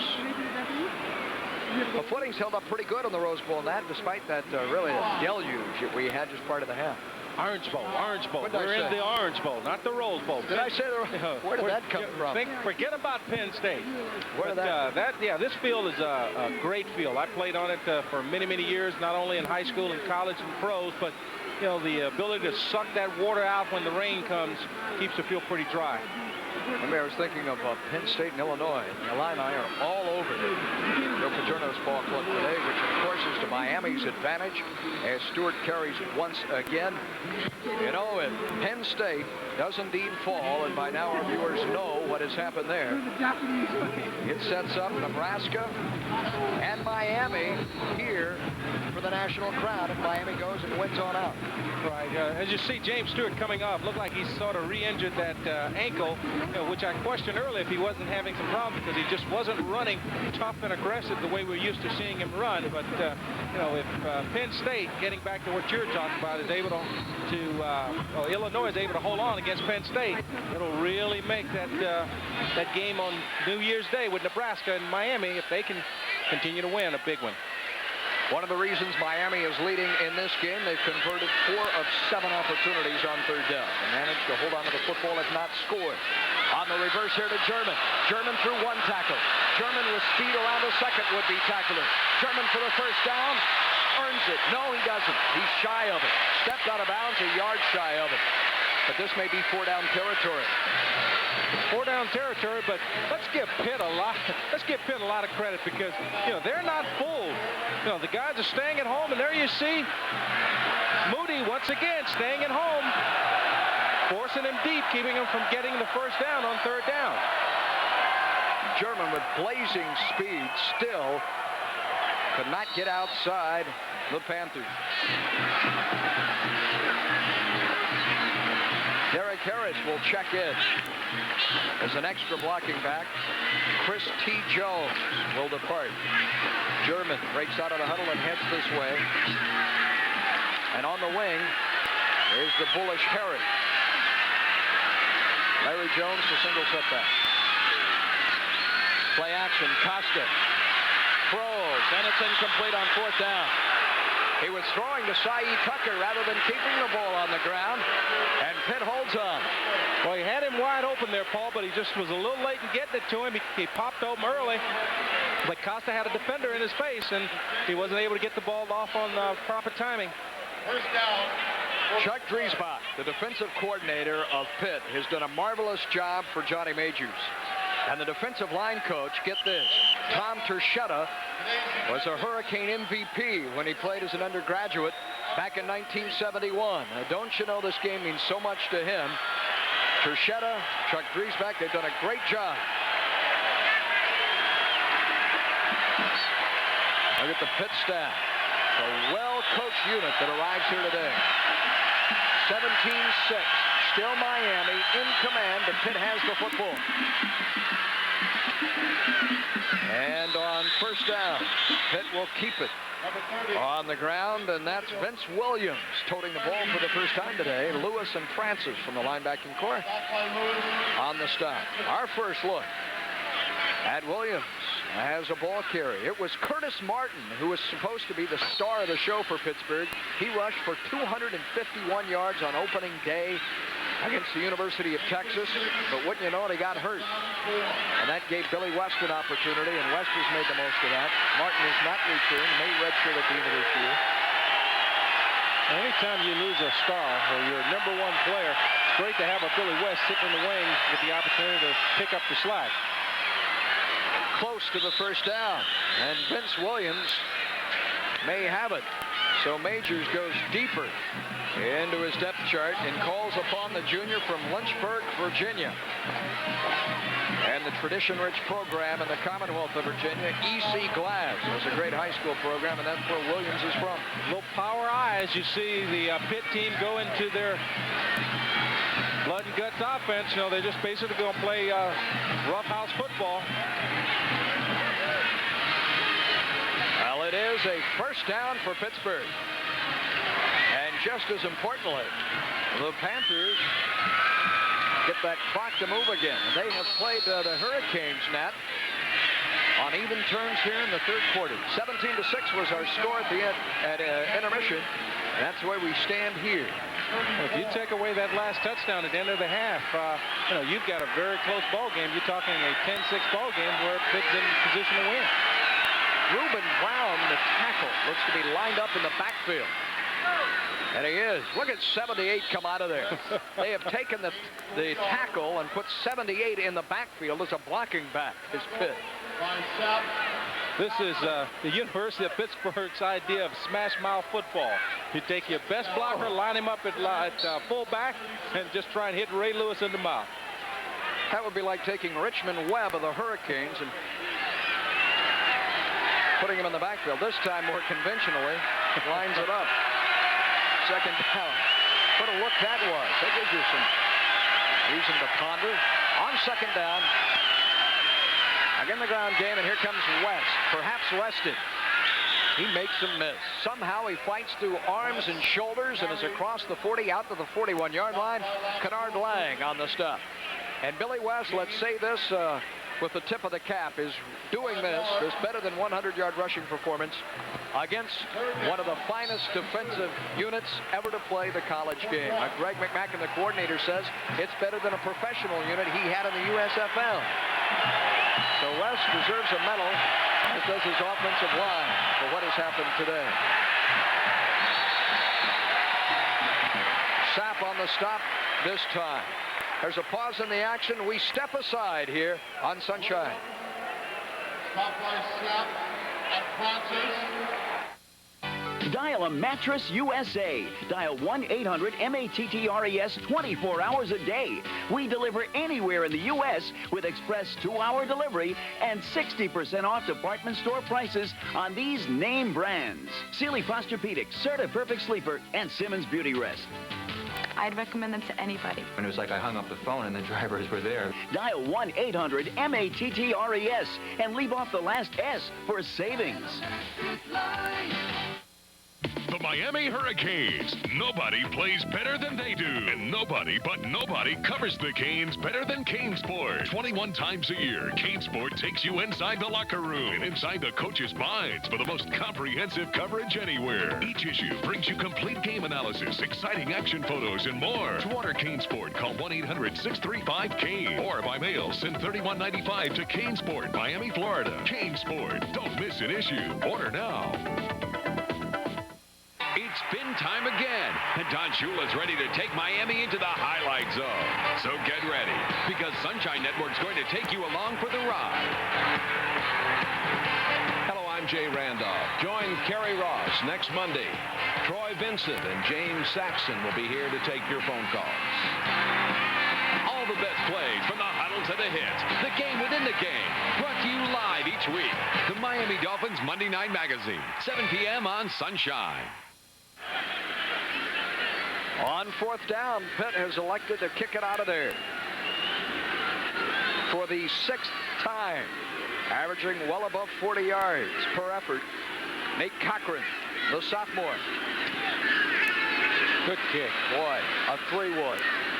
It bounds at the 5, scoots into the end zone, and will be brought out to the 20-yard line. This young man can punt. He's sophomore from Florence, South Carolina. He's got an excellent leg, Paul, and now you understand even more so why Johnny Majors is playing close to the vest. You know, they had bad field position.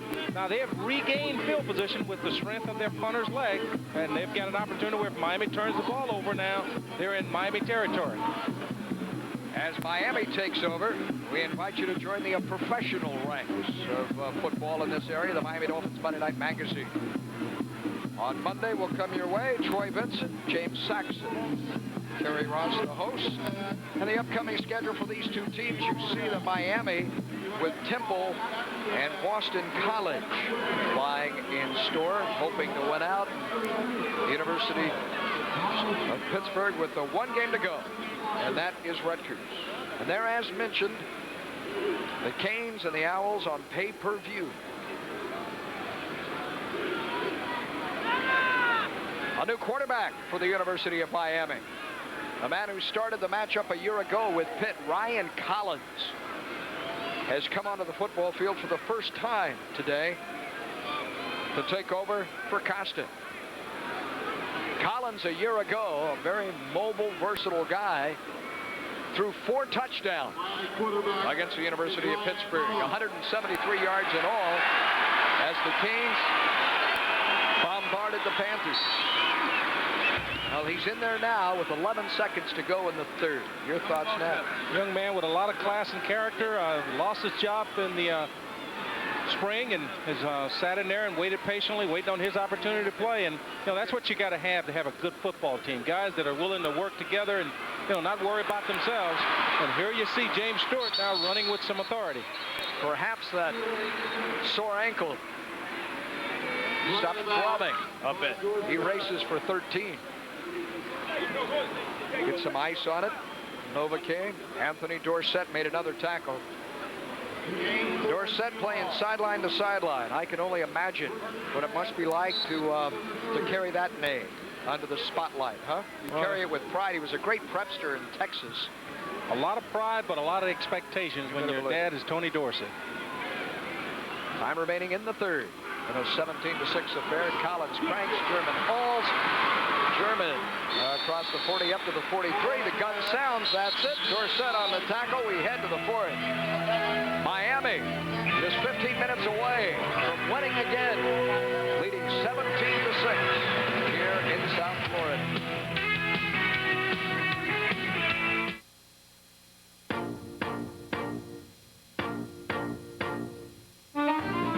Don't let a new car payment get you all wound up. Get Smart Lease by GMAC. It can put a new spin on affordability.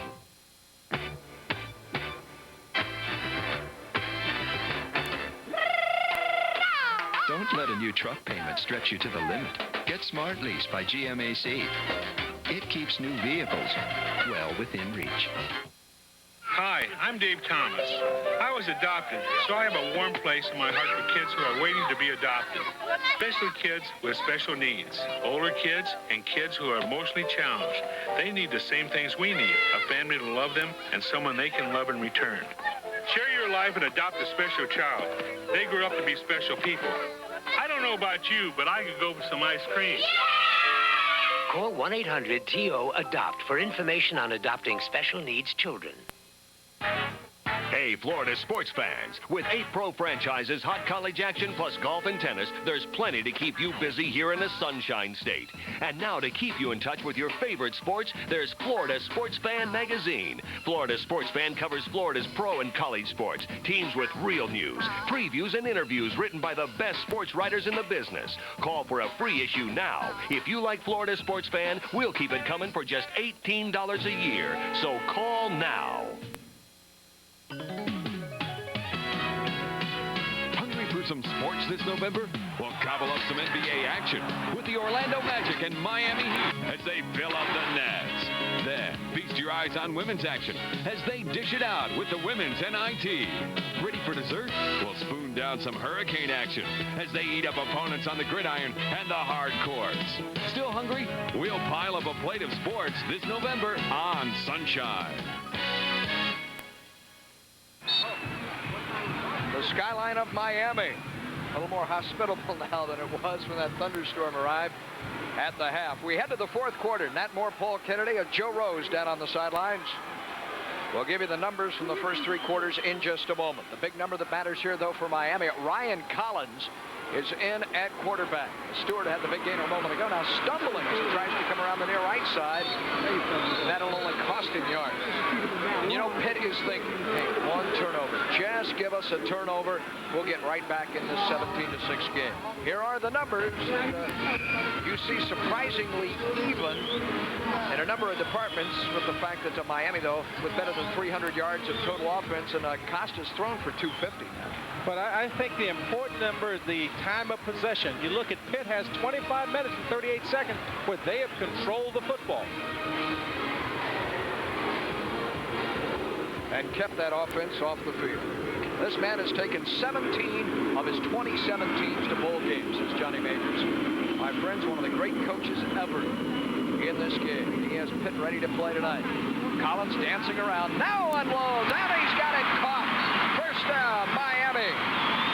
Trent Jones has had a huge football game, and he carries this ball inside the 35, a gain of 26.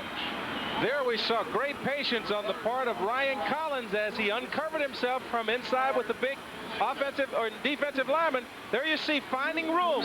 He steps back inside and he waits and he hits Trent Jones clearing behind the linebacker. What a game for little number 6. His 3rd reception of this contest, and all have been big plays. 31, 16, and now 26 yards. And in motion, Jonathan Harris to the top of your screen. Collins looks to throw. Being flushed, rolls right, peers downfield, and now scampers out of bounds. Nearly took an official with him. Chased to the sideline by Pitt's Jimmy Williams from the secondary, the sophomore. That play looked kind of screwy there. It looked like they were trying to set up a middle string, but was never able to get it set up. Here you see everybody comes in and they're trying to run a screen into the, I think that was the tight end, but it never developed. So Ryan Collins did the smart thing, get as much as he can, get out of bounds. 2nd down and 11, 4-man front. Pitt to this point has been very selective when it has blitzed. You see here playing a very base defense. In motion, the dangerous Jones. They throw to him when he goes in motion. Collins looking at him all the way. Now comes off at him, and German has nearly interception. Nearly disaster for Miami. Dorsett stays on his feet. Dorsett is sayonara. He is gone. Well, that's what the Pitt defense is playing for. They're waiting on Miami to make a mistake. And Miami came close there. Ryan Collins threw it out. He had it a little bit outside of Jamie German, and Jamie batted it up in the air. And, you know, here we see he almost come up with the interception. The INT for a touch. Big leg whip. A kick save and a beauty, as they'd say for John Van Beesbrook. Prevented Dorsett from catching that ball and racing 70 yards. 3rd and 11. Here comes the blitz. After Collins. It's batted into the air, and this time it is picked up. Pitt has the football. Hayes Clark, the linebacker, earns the football, and Pitt has the turnover it needed.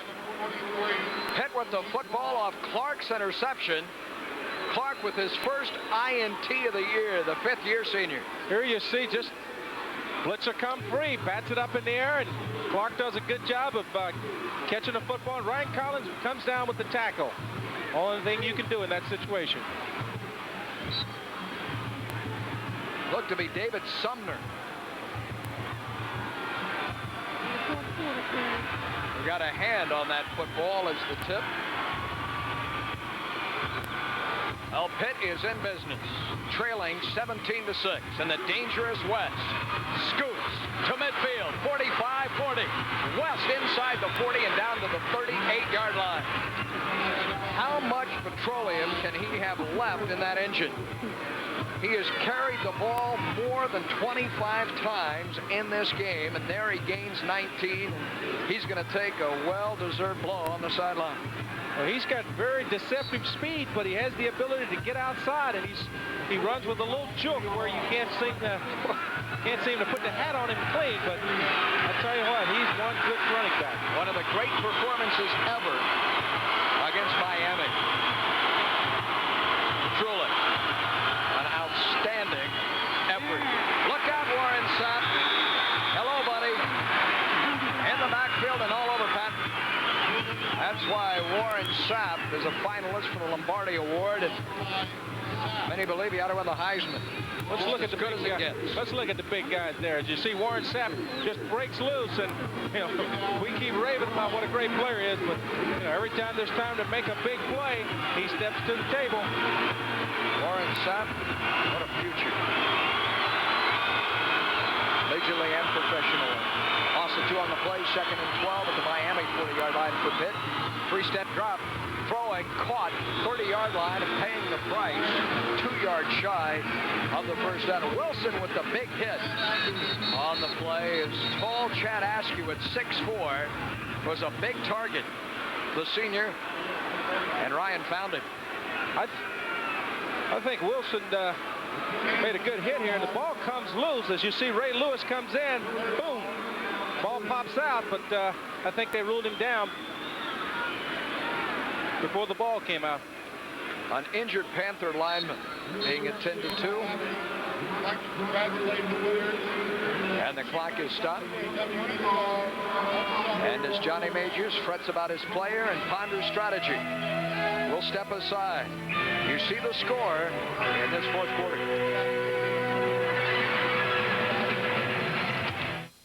If you're going to come out to play, you better not fake it. Kick it!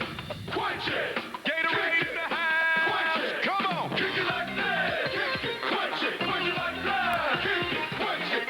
It's got to be Gatorade. Hey, Dolphin fans, you could watch Miami battle Buffalo from your personal Sky Suite in Joe Robbie Stadium on December 4th. Just look for the Gatorade display at your South Florida Circle K, farm stores, and food spot, and register to win. The top-ranked Miami Hurricanes are on their way to another season of victory. Don't miss a single play. Call your local cable operator and catch all the excitement live on pay-per-view. Saturday, November 19th, travel with the Hurricanes for a Big East showdown with the Temple University Owls. The action kicks off at 1 as the Owls hope to finish up their season by stopping the Hurricanes. It's available live, only on pay-per-view. Call your local cable operator today. This is you. This is the commercial you see. This is the number you call. This is the box that comes. This is the machine you get. This is the number you call. These are the exercises you do. This is how long it takes. This is how often you do it. This is the number you call. This is how you'll feel when you're done. The SoloFlex Muscle Machine, just $39 a month. Call now for a free brochure and video. This is the number you call. 17-6 Miami, but Pitt is putting something together. The ball is at the Cane 30-yard line. Here is the catch made a moment ago by Askew. He was down when it came free. The injured player, though, away from the ball, the young freshman tackle, Tony Orlandini. He's been replaced by Matt Bloom, a senior. Big snap here. Snap of the game thus far for Pitt. Do you give it to West? No question. He has the football. I don't know that he has the first down. The men in orange were guessing just like you, Mr. Moore, saying check number 20. I know number 20 is still shy of the first down marker. They always say, you go with the horse that got you there, and Billy West has done a tremendous job here today. Why don't we take number 78, Reuben Brown, the left tackle, and put him back there? See if they do that this time. You see the big guy in brown, top of your picture, and Francis on the stop that time. I say we put him back there and give him the football. Fourth down. This game has been a whole lot better than anybody thought it was going to be, with the exception of perhaps Johnny Majors. Well, we got Reuben Brown at the fullback slot. There he is, going his way. Follow the house. Miami shows the blitz. Timeout, Pittsburgh. The linebacker Ray Lewis walked up there and Ryan blinked. He says, I'm going to the sideline. And what's critical, too, Pitt has used 2 of its 3 timeouts.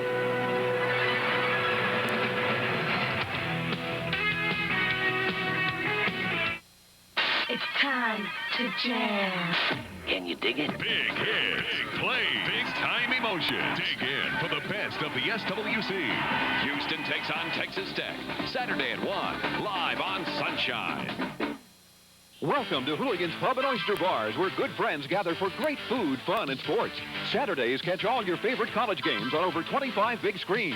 Sundays, watch every NFL game on the schedule. And Sunday nights, free shooters with each lead change. And make your own pizzas for only $2. There's no place like Hooligan's for Monday Night Football. Free halftime buffet, free shooters with lead changes, and a chance to win tickets to Super Bowl 29 in Miami. That's Hooligan's on Miami Lakes Drive, just west of the Palmetto, and on South Dixie Highway in the Dadeland Plaza. I work on cars for a living, so I know top-notch parts when I see them. And so does my Prado Pro. When it rains, clear your way with high-quality, dependable Anco wiper blades. No blade cleans better. Anco wiper blades and refills available at Papco Auto Stores.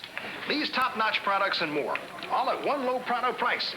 Like I say, when you got to get it right, get it pronto. Papco Auto Stores, the real parts store with real parts people.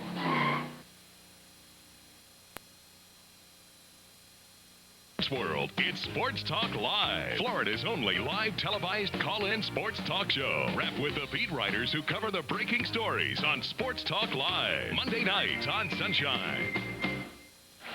17-6 Miami, as Pittsburgh, with less than 13 minutes to go and inside the Kane 30, faces 4th and 1. Having called the timeout, here's the play. And yes, Mr. Moy, the big house in Reuben, number 78, remains in the backfield. Does West get it? He needs a yard for the first. No, they give it to the big guy. And the big guy has the first down. Nat, they read your mind. Reuben Brown carries for the first down. And did he carry? He ran over tacklers or would-be tacklers like there were no tomorrow. This is every lineman's dream. You know, the fridge of college football, as you see Reuben Brown trampling over Hurricane defenders for a first down. Goodness gracious. You just saw his first career carry. And the first down gain of 4. What a rushing average. Johnny Majors has pulled it all out this evening. 1st and 10, trailing 17-6. The short drop, Ryan throws boundary, and it is caught. What a catch by Askew.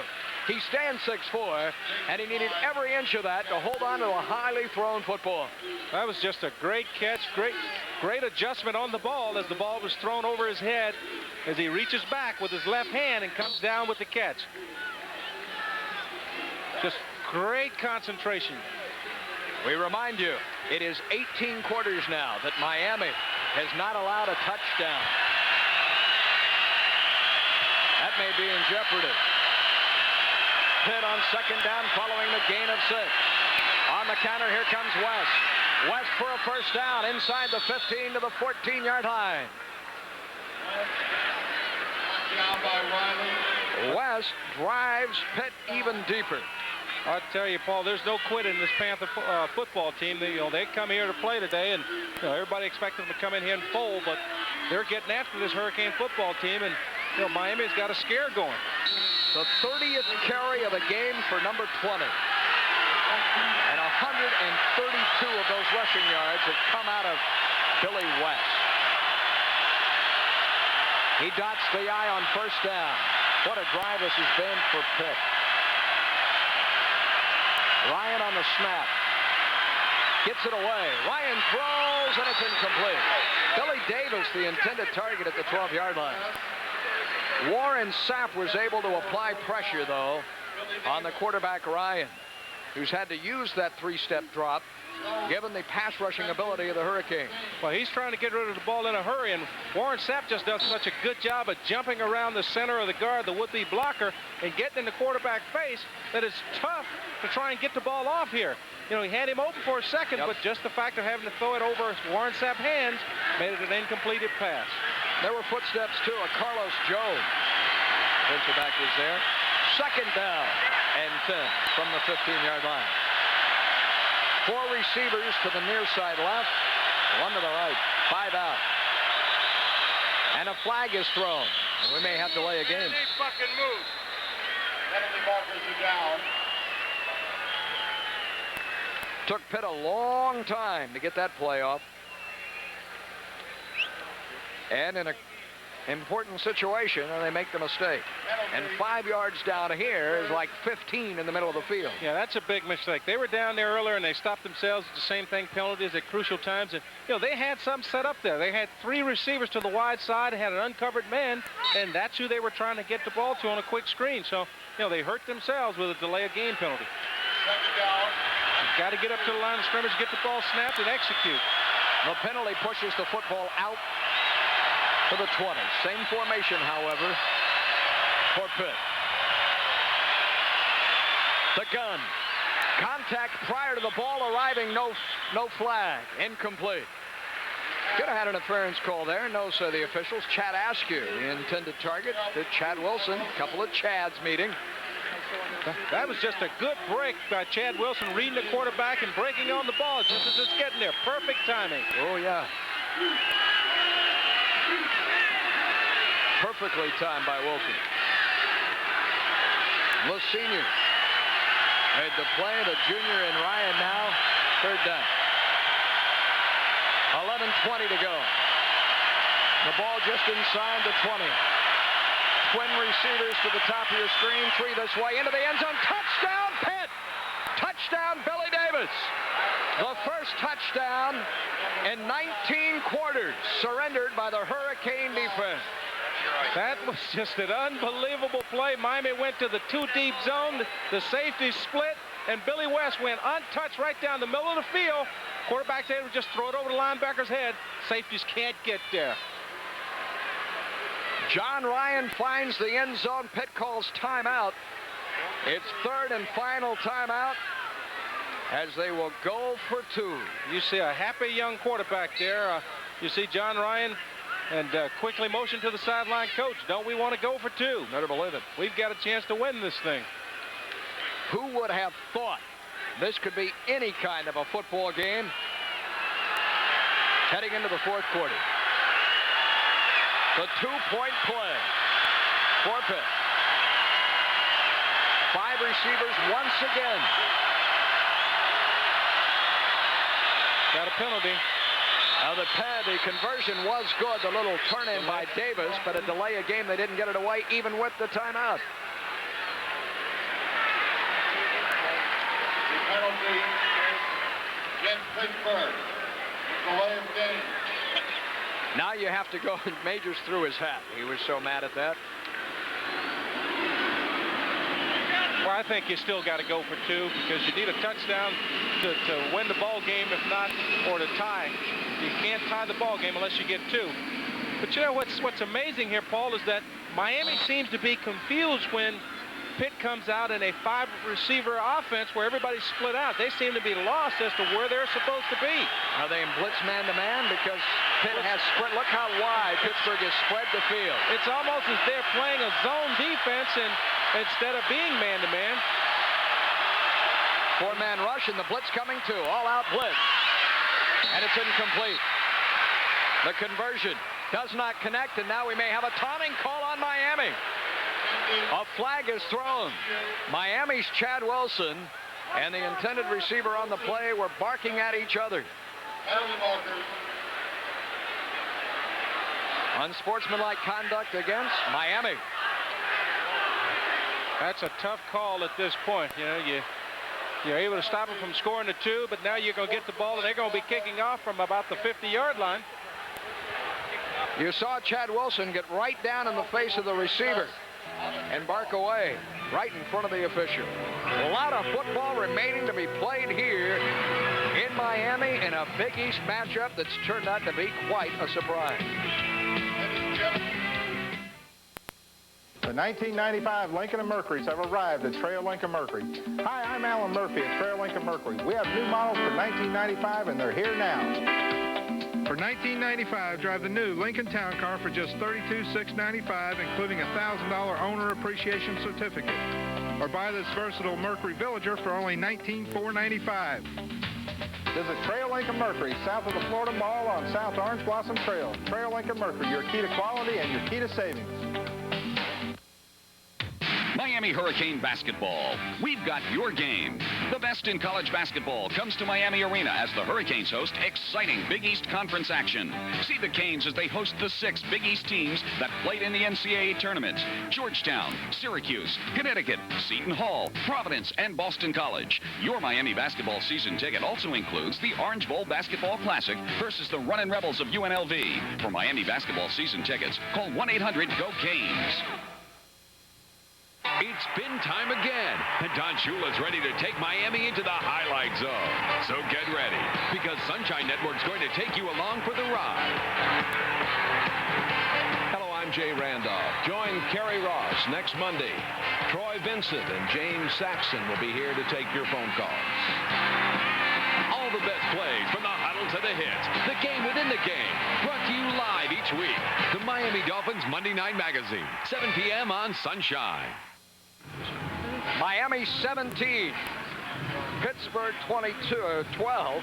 You put the 2 scores together and you got the margin that Dennis Erickson's club was favored by. It is homecoming here, but there are not a lot of smiles at the moment. And Johnny Majors, who's done a masterful job with an extra week to prepare for this one, has just seen his team drive 57 yards following its third interception of this game and the fourth turnover it's earned against Miami. And Billy Davis haul in a John Ryan touchdown strike. Every time Miami's turned the ball over, Paul, it's been a momentum swing, and Pitt's been able to go down and get points out of it. The chopped kickoff. German catches it and runs out of bounds at the 12-yard line. Played right into Pitt's hands. The ball was teed up at midfield because of the unsportsmanlike conduct call against Chad Wilson. So Miami owns the football, less than 12 minutes to go. And as Penn State today has averted disaster and beaten Illinois, now Miami is going to try and do the same thing. Although Penn State had to come from behind to win, Miami now trying to hold off a young, hungry bunch of kids from Pittsburgh who can make a season with one more turnover and one more score. Collins, who took over for Costa,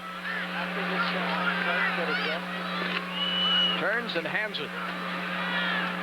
And they keep it on the ground. And still bulldogging along.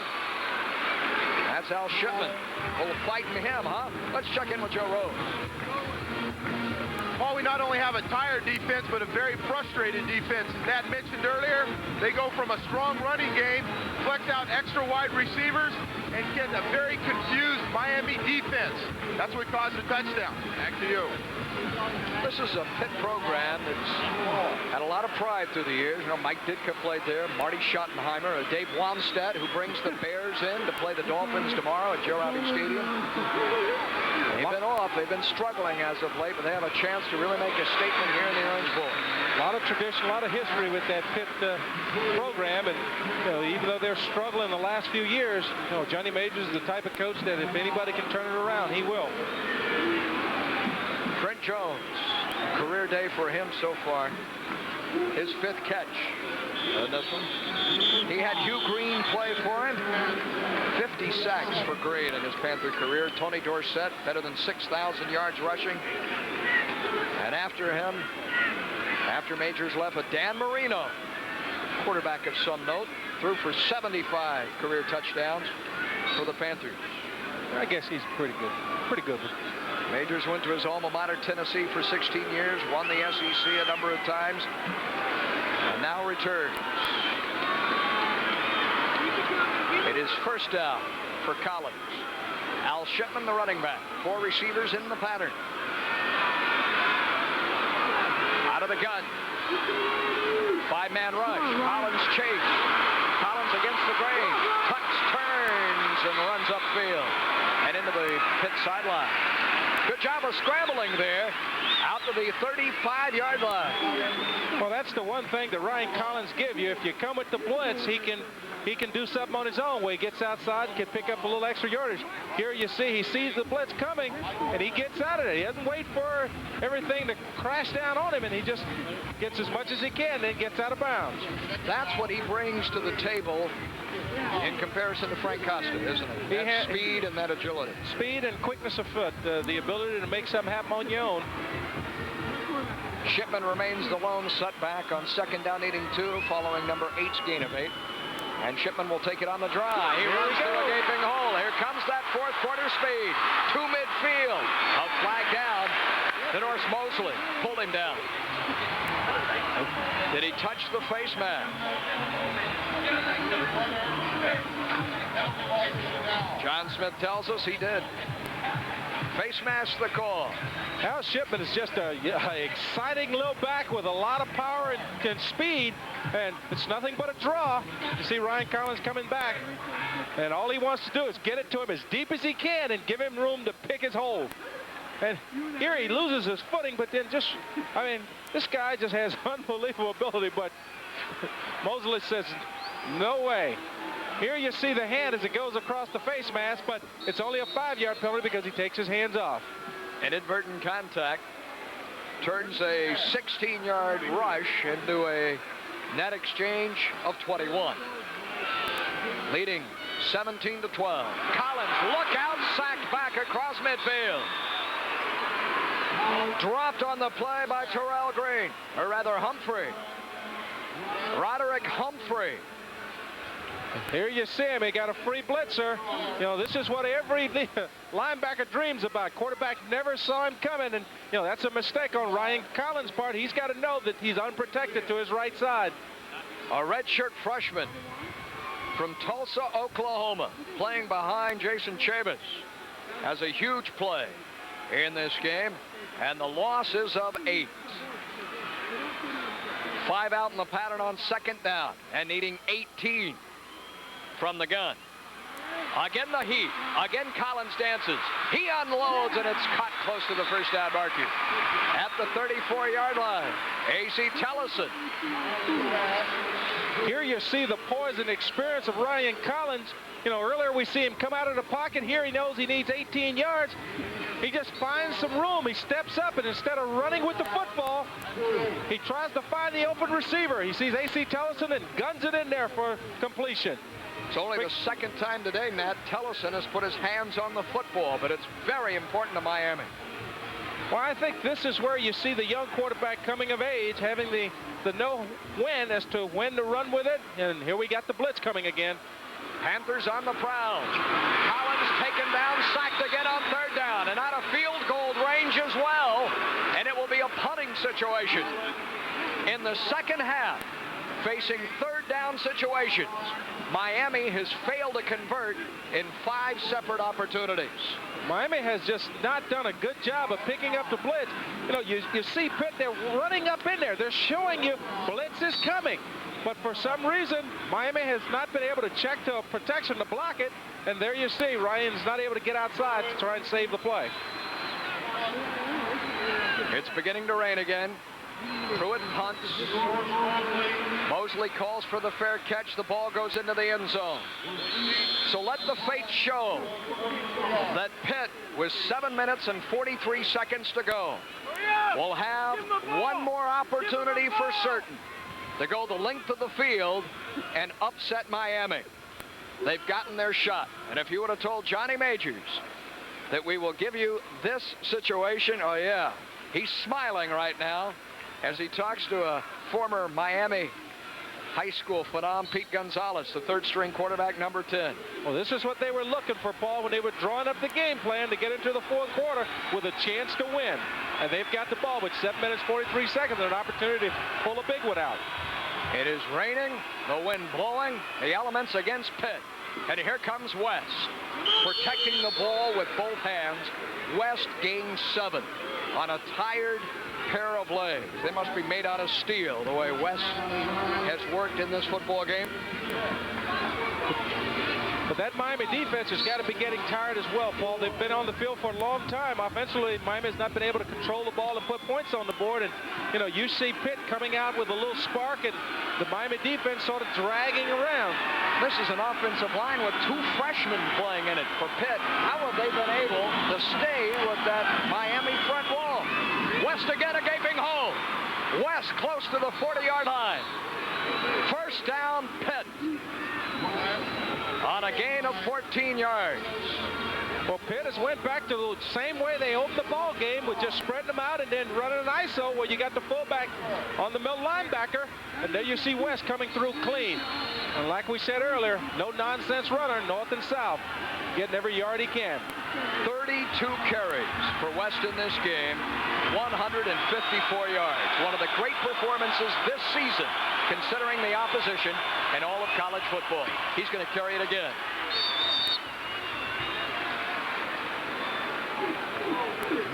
A yard. Miami did a better job there getting in there and stuffing the play before he got started. But, you know, they've got to get penetration into the backfield and try and get West before he gets started. That rain, harder and harder. Pitt now has used, we'll remind you, all 3 of its timeouts. That could be critical. Although the scoreboard says they have 1, Nat, we're going to check this. I want to be right. I thought they had burned 3. There are 6 minutes to go in this football game. Second down. On the counter, West gets a block.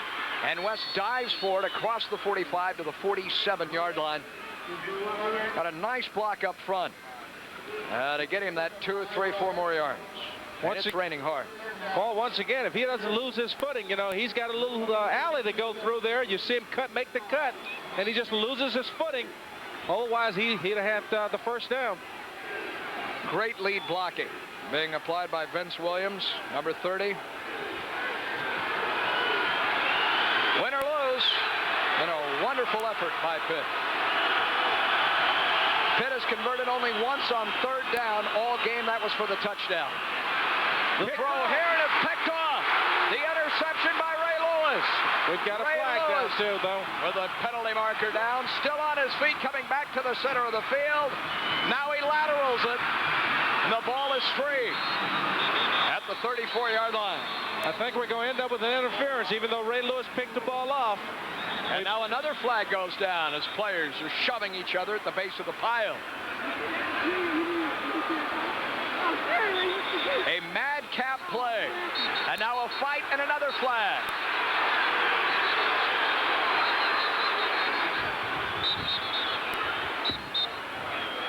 And the officials separate the Canes and the Panthers. There is an injured player on the field.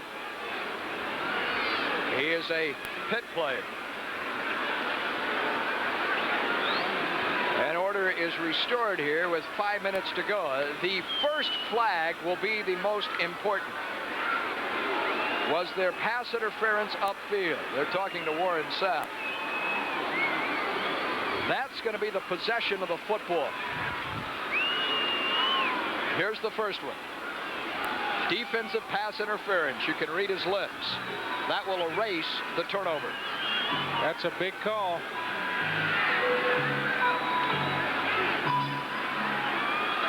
Now, what do you have?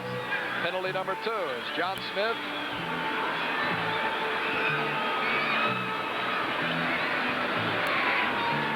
Watches. Dennis Erickson waits. So does Johnny Major.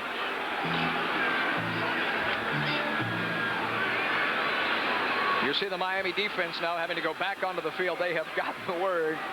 Keep smiling, dear. I'll tell you, Paul, if it's pass interference on that interception, you know, it's kind of hard to see the official make that call, especially when Ray Lewis stepped in front of the intended defender to pick it off.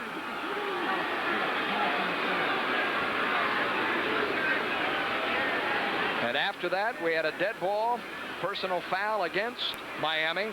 Dead ball, personal foul against the blue and gold. They offset. And we go back to the original spot. Let's take a look at this here, because you know, this is a very crucial call at this point in the ball game. You know, they call interference, but Ray Lewis had stepped in where, you know, the timing on that with C.J. Richardson was off because the linebacker stepped in and picked the ball off. Maurice Washington looked to be the intended receiver on the play. And all of this didn't matter. You had the pushing and shoving afterwards. And, well, erase the interception, what was a huge play by Riley. The pass interference will stand. It'll be a first down for Pitt. Pitt will have a first down. We have one more personal foul offsetting. And it's raining as hard as it has at any point this evening here in Miami.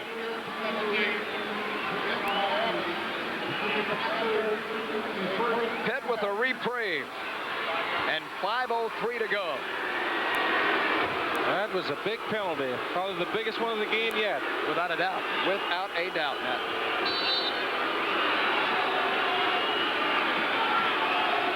Miami has really hurt themselves today with turnovers and penalties at crucial points in the ball game. That has allowed Pitt an opportunity to win this ball game. At this stage of things, with the rain coming down as it is, Pitt has to keep the ball on the ground, protecting the football. Number 31. Chris Patton. Chris Patton. Down to the 41-yard line, and the clock ticks. If you are a Panther, you want to take every second off that clock and score. A touchdown would make it 18-17. Johnny Majors wouldn't even have to kick it. Got to get that hook fixed, Coach. Just the heck with it. Second down. Fumble. Ryan gets it back. A poor exchange. Costs him a down. Costs him 4 yards. Much like the delay of game calls. Every time they get close, something happens. Get close on a big play, and that's what this bad weather or the inclement weather will do to you, is that makes it very difficult to handle the quarterback center exchange. But Ryan did a good job. John Ryan did a good job of staying with the football and making sure that he didn't bobble it and let it get away. Go down, take the sack, but maintain possession of the football. They're going to have to throw now, despite the elements, on 3rd and 7. The ball right on the chalk at the 45 with a wet football. Ryan throws. It's caught, but shy of the first down. Yet stripping a tackle is Askew, and Askew's ahead for a gain of 2 or 3. An obvious 4-down territory. Askew, when he bounced off that initial hit, he went, oh my, hold your breath. He might get outside. Yeah, it looked like he had some room, but you saw that great speed of the Hurricane defense as they just started to close in and wouldn't allow him to get around the corner. That swarming defense. Good job of getting rid of the football. There's the hit by James Burgess. But now Askew breaks loose, and you think he has room, but look at that Hurricane defense. Greg McMackin's troops reacted quickly. Officially, we are told, Pitt has 1 timeout remaining. There's a pause. We'll step aside too. 3:23 away from the finish line, and a whale of a football game.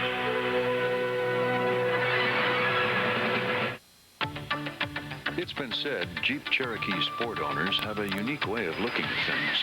Well, maybe if you enjoyed 190 horses, available 4-wheel anti-lock brakes, and a driver's airbag, you'd have a different outlook too. Or perhaps it's just the values they got on the classic Jeep Cherokee Sport. Get into one today and change your whole perspective. See your Florida Jeep and Eagle dealer.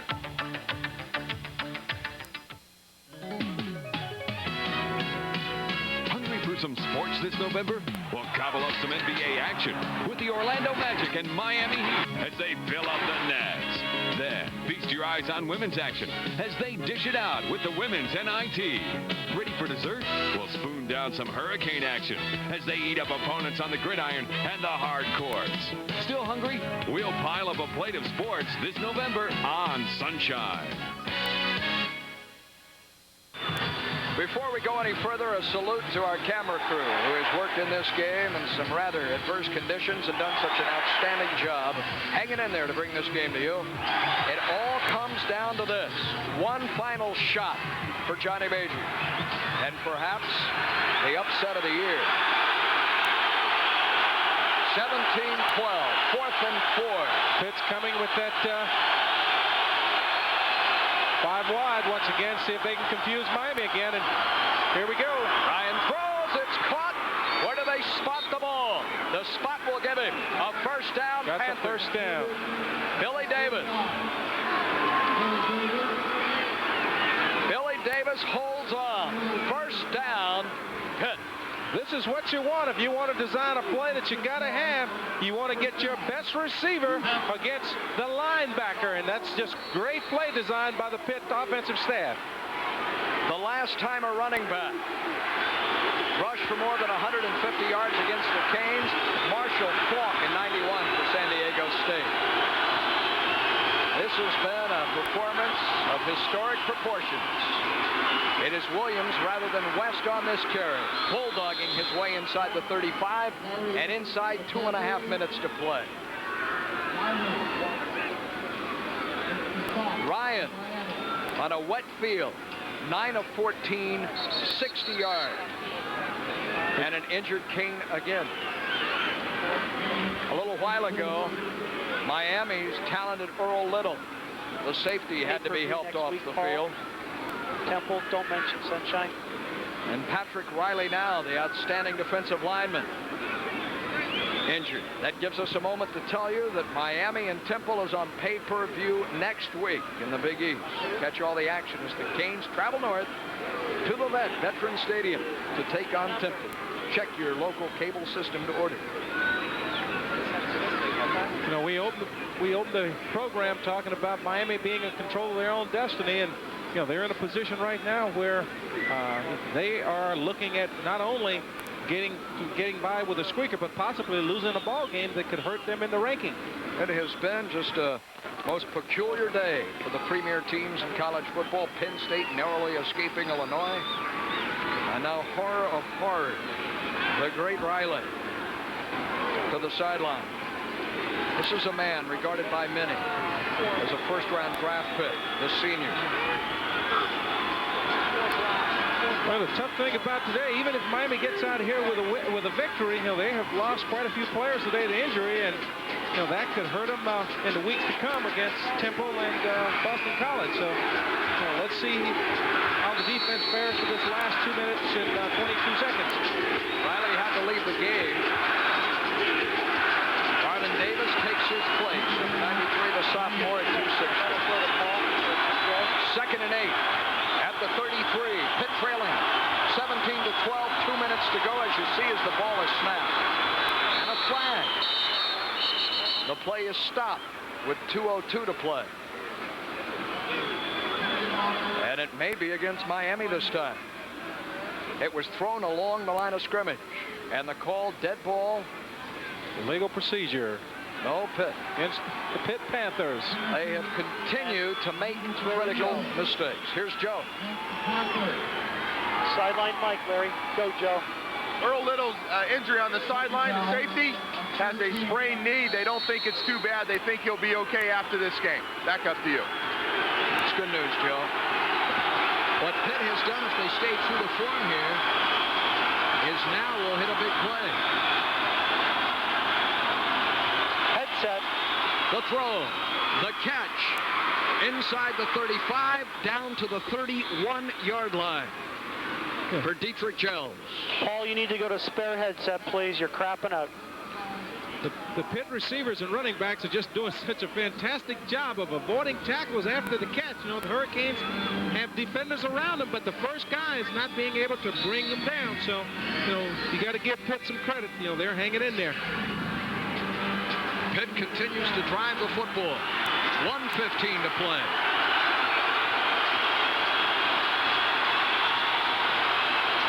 Third down. Ryan. Over the middle, incomplete. Askew, the intended target.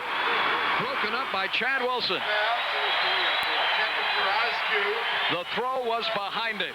He appeared to have positioned at Askew on Wilson when the pass was released. Yeah, they keep trying to throw a little curl route there, and Chad Wilson's just doing a great job of breaking on the football. Ball's a little bit behind him, but you know, he'd have been in position to make the play either way. 1:03. Fourth down, another big play coming up. This is the ball game right here. Can Miami hold? 5 receivers into the pattern. The blitz coming. Ryan throws the middle screen, and it's incomplete. Incomplete, and Miami will take over. Richardson, the reigning defensive player in the week in the Big East, was in the vicinity. The ball perhaps slipped, underthrown. Miami has held on with 59 seconds remaining. But, Paul, they had the play there. You had both receivers from the slot break in there together. There was some confusion. If we go back and look at the play, as you see Ryan goes back, John Ryan goes back to throw the football, you got 2 receivers there together. They had the play. It was available, and they could have picked up the first down, but miscommunication by the Pitt team.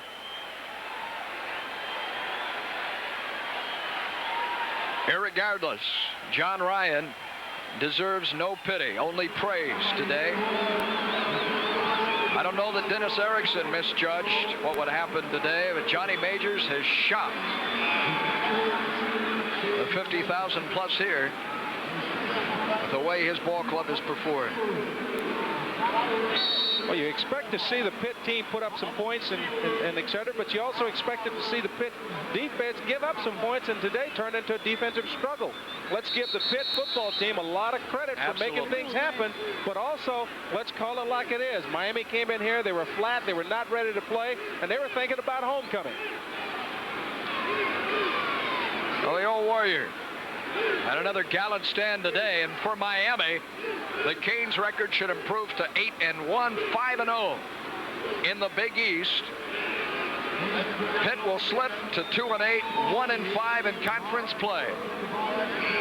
Provided, of course, they can run out the clock without a turnover. Well, at this point, you just take the football, you fall down. You know, Pitt has one timeout left, and you could run the clock out. So,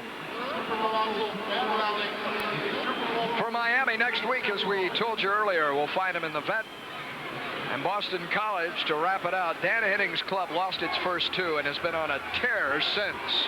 One of the more improved teams in the latter part of this season. They embarrassed Syracuse earlier today. Well, Dan Henning is one of the bright offensive minds in football, not just in college football, but he's been around the pros. Used to be a receiver coach for the Dolphins. He knows how to put a team together, and he's done a good job with the Boston College program. Ryan Collins, sure-handed as he can be, down on one knee, and the clock runs. And that took but 1-2 seconds now as Pitt has used its final timeout. Timeout Pittsburgh with 55 ticks of the clock remaining. You know, the one thing that I really don't like, if you're going to fall down on the football, the only thing that can hurt you, Paul, is an errant snap where you lose possession of the football and the ball pops up in the air, and you take your two wide receivers and you spread them out. You know, you're not going to throw the football. You're not fooling anybody. You might as well drop them back in a safety valve in case something goes wrong. So I'd like to see Miami maybe change that philosophy. Because you're saying put the receivers around the center and quarterback so if the ball comes out. That's right. We'll have a fumble drill. I guarantee you're not going to throw a bomb with 55 seconds to go. No, not today. And I don't believe that the weather had much to do with the way Pitt was able to hang in there. I think they did it with tactics and with character today. They came in with a sound game plan. They executed well, and they forced Miami to beat them. They didn't come in and give Miami the game the way they've been doing all year. They're 2-7 because during the course of the year, they gave the game away. They were giving up close to 30 points a game and only scoring 20 themselves. You can't win that way. Johnny Majors has a performance that he can point to as concrete signs. You took a deep breath there on that snap, didn't you? I see Dennis was listening. He heard our prayer. You know, he brought the receivers back in and got them back there where if anything goes wrong.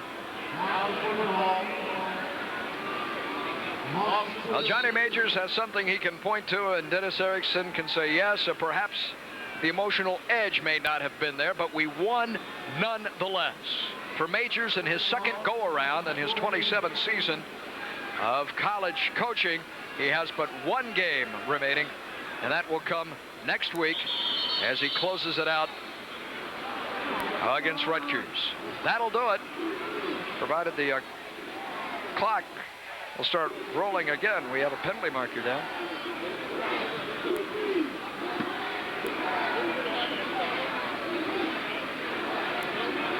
That microphone has not worked throughout the afternoon. The offside against Pittsburgh. Ryan Collins threw for 258 yards, but he also chucked 2 interceptions in this game and was relieved in the third quarter by Collins. Costa was rather than Collins, but Collins wasn't able truly to provide that spark. The Canes have been shut out in the second half by Pitt. Well, the Miami offense has been flat all day. You take away that explosive 2 minutes of the end of the half, and Miami offensively really haven't done anything good. The final seconds tick away in what was an outstanding football game. We hope you enjoyed it. Our post-game chat with Dennis Erickson. Out on the field just ahead from the Orange Bowl in Miami.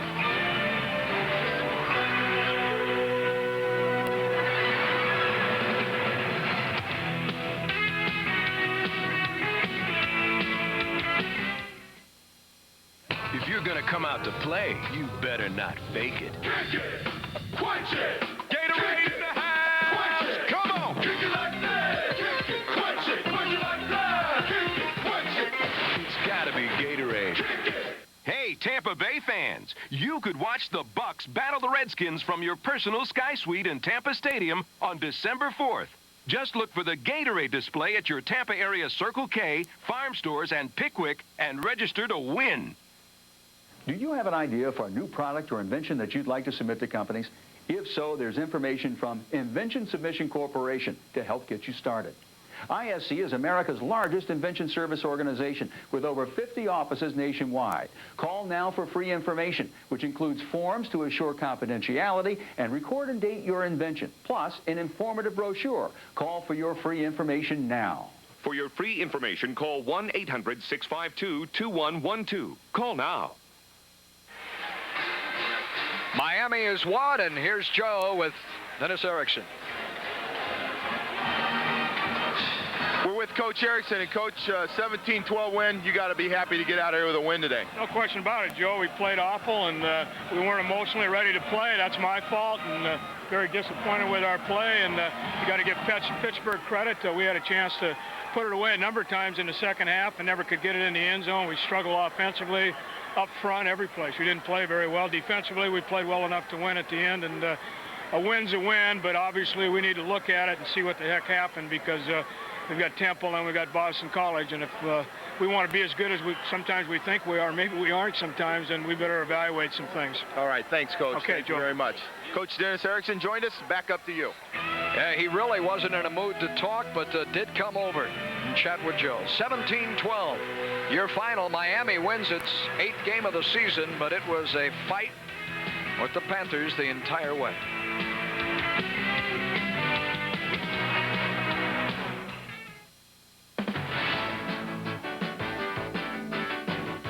Today's Miami Hurricane football game has been brought to you by your local Florida Jeep and Eagle dealer. By Coors Light. Reach for Coors Light, the silver bullet, and keep on moving. And by Gatorade Thirst Quencher. When you're thirsty, it's gotta be Gatorade.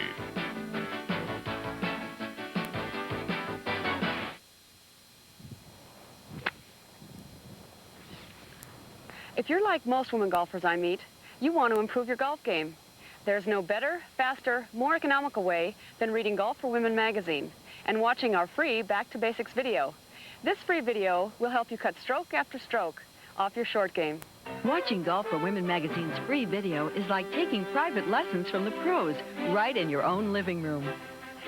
Golf for Women's Back to Basics video gives you helpful hints from top LPGA golfers on perfect putting, tips on bunker shots, advice on chipping, basic techniques for adjusting your swing on uphill or downhill lies.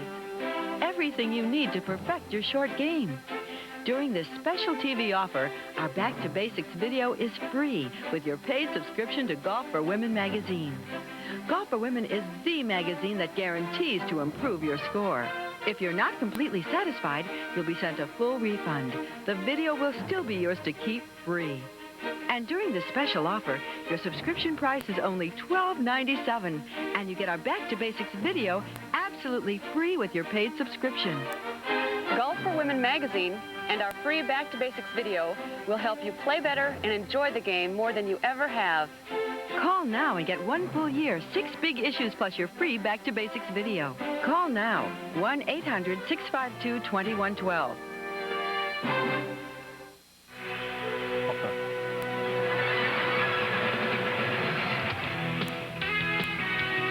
Well, the Orange Bowl, which was framed by more than 50,000 fans this evening at homecoming, sees the Canes prevail in a nail-biter, 17-12. Our thanks to the athletic director at the University of Miami, Paul D., to John Hahn, the sports information director. Oval James, the AD at Pitt, has a lot to be proud of. And our thanks to Ron Wall for all of his help. But next Saturday, the Canes and the Owls on pay-per-view. Miami Nat has a lot of work to get ready for that game. Well, Miami Miami has to get ready for next week, but they've got to get ready for Boston College. The game this week, they didn't play well. It's homecoming. They really can't take teams lightly. Hopefully they won't go up and take Temple lightly next week. And they got to start taking care of their own as far as the standings go. And no one is going to take Pitt lightly from here on in. Majors may have them turned. For Nat Moore, for Joe Rose, for Jeff DeMoss, Tom Hastings, and our entire Sunshine team, and that includes Michelle Watson, our stage manager, I'm Paul Kennedy. From the Orange Bowl in Miami, go Canes. They beat Pitt 17-12.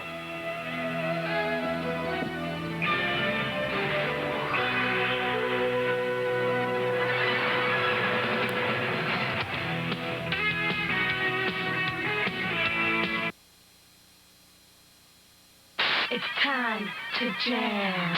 Can you dig it? It's a war out west. Napoleon's marching his husky troops while the Cougars deploy their deadly defense. Washington and Washington State. Saturday at 6:30 live on Sunshine. The NBA's best play here. Today's top stars, the league's key matchups, plays of the week, plus a trip down memory lane. Step into the spotlight with NBA action. Shooting all season on Sunshine.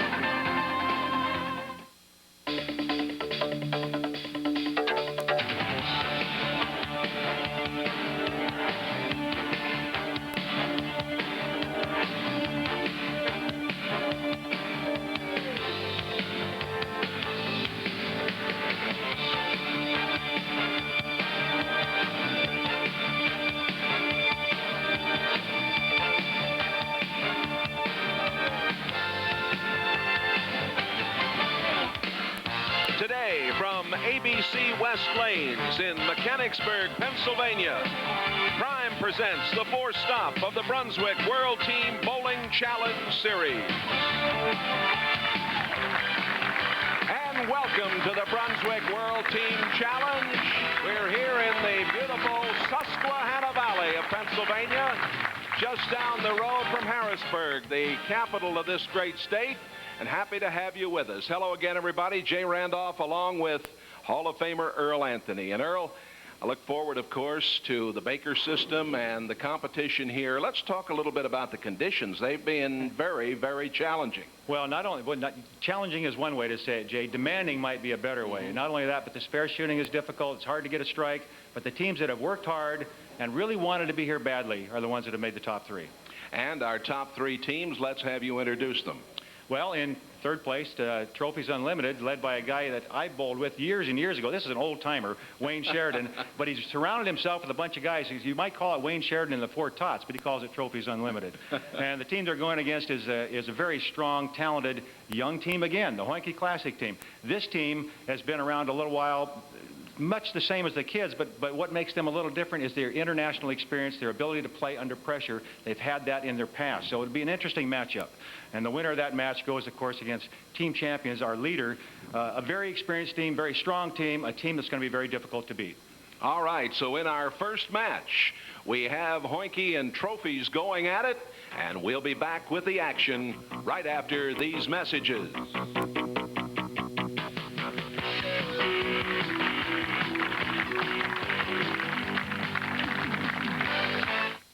You're about to see the power of subliminal advertising.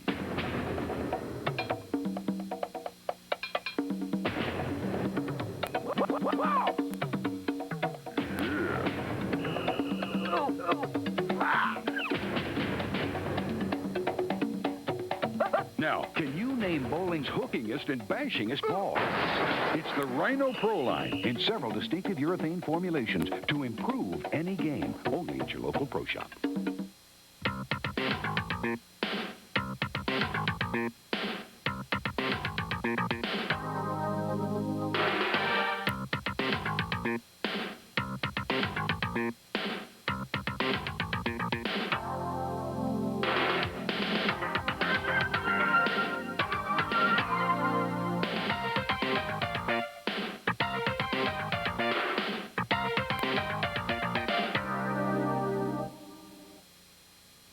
Lynn shoes have enhanced the performance of bowlers worldwide. Just ask the 1993 World Team Challenge champions.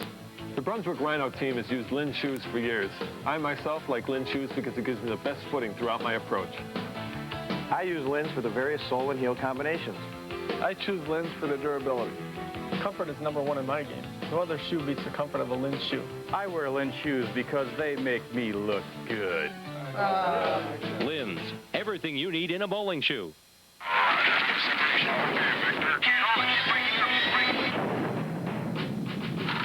An ordinary beer can, barely alive. Gentlemen, we can rebuild it. We have the technology. We have the capability to make the world's first bionic can. Coors Light will be that can. Better than it was before. Taller, thinner, silver. Next on the Coors Light Channel. The Brunswick World Team Bowling Challenge is brought to you by the American Bowling Congress and Women's International Bowling Congress, providing championship service to sanctioned leagues across the United States. Make sure your league is sanctioned by the national governing bodies. By Lin's Shoes. For the performance approach, it's American-made Lin's Shoes, the choice of top professionals and amateurs alike. By Contour Power Grips, pioneers of the finger grip industry. More pros choose Contour Power Grips. You should too. By Bud Light, offering the $25,000 Perfect Game Challenge. By the National Bowling Stadium in Reno, Nevada, bringing you the lucky roll of the match. And by Brunswick. Bowling is sold on Brunswick worldwide. We're ready to roll. Trophies Unlimited and Hoinky Classic going at it. This is Mike Taylor leading off. Taylor, 27 years old. And he bowls pretty much for a living. Oh, and you can throw it that good, Jay. That's why you bowl for a living, I guess. Right. What a nice start. We talked about in the Open, Jay, and you brought it up about how difficult the lane condition has been all throughout the qualifying and, of course, the match play. And it's been kind of interesting about how the players have adjusted. And we'll get into that after we introduce all the players in this for opening game. Trip Roberts for Trophies Unlimited, age 16. And he opens with a strike. The youngest bowler we've ever had on the Brunswick World Team Bowling Challenge. And I got to believe his heart was pumping a little bit in that first shot probably ever for him on television. And Contour Grips presents our team lineup. And that was Anthony Chapman. Chapman's 23, a student at the University of Maryland in College Park. His major, computer science. His teammates call him Tony, but I said, what would you like me to call you? He said, well, call me Anthony. Well, he's a very talented player, too, and we'll show you a little bit of his style as this match progresses. A lot of international success, Jay, of course, in the FIQ tournament and things like that. This is Scott Jackson. Scott's 23. He's a maintenance man at an apartment complex in Richmond, Virginia. And he's got his hands full. Contour Power Grips presenting the Trophies Unlimited lineup. The two Roberts brothers. See Trip and Kip. They look like identical twins. You never know there was 8 years difference in their ages, but there is. And Kip looks like he's about 16, and they're both look so young. Well, everybody looks young to you and me, Jay. That's the truth. Well, there we go. The first major mistake of the match early on. Scott Jackson, one of two lefties on that team, and left a really tough. This is the washout. He's trying to get the head pin to go into the 4-7 on the left, and he just gets it hooking early, and it's gone. And a little bit of that is nervousness, and of course we talked about the difficult lane condition, but it's a very fair and demanding condition, so the bowlers all like it. They appreciate this type of shot. John Murph got them all down with a Brooklyn hit.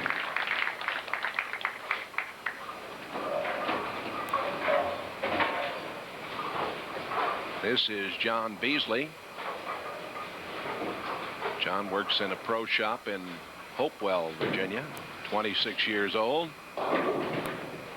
Well, they need to get it going because that last spare shot cost them a lot of pins and count. They've already gone through the cycle. They went 15-20 in the second frame.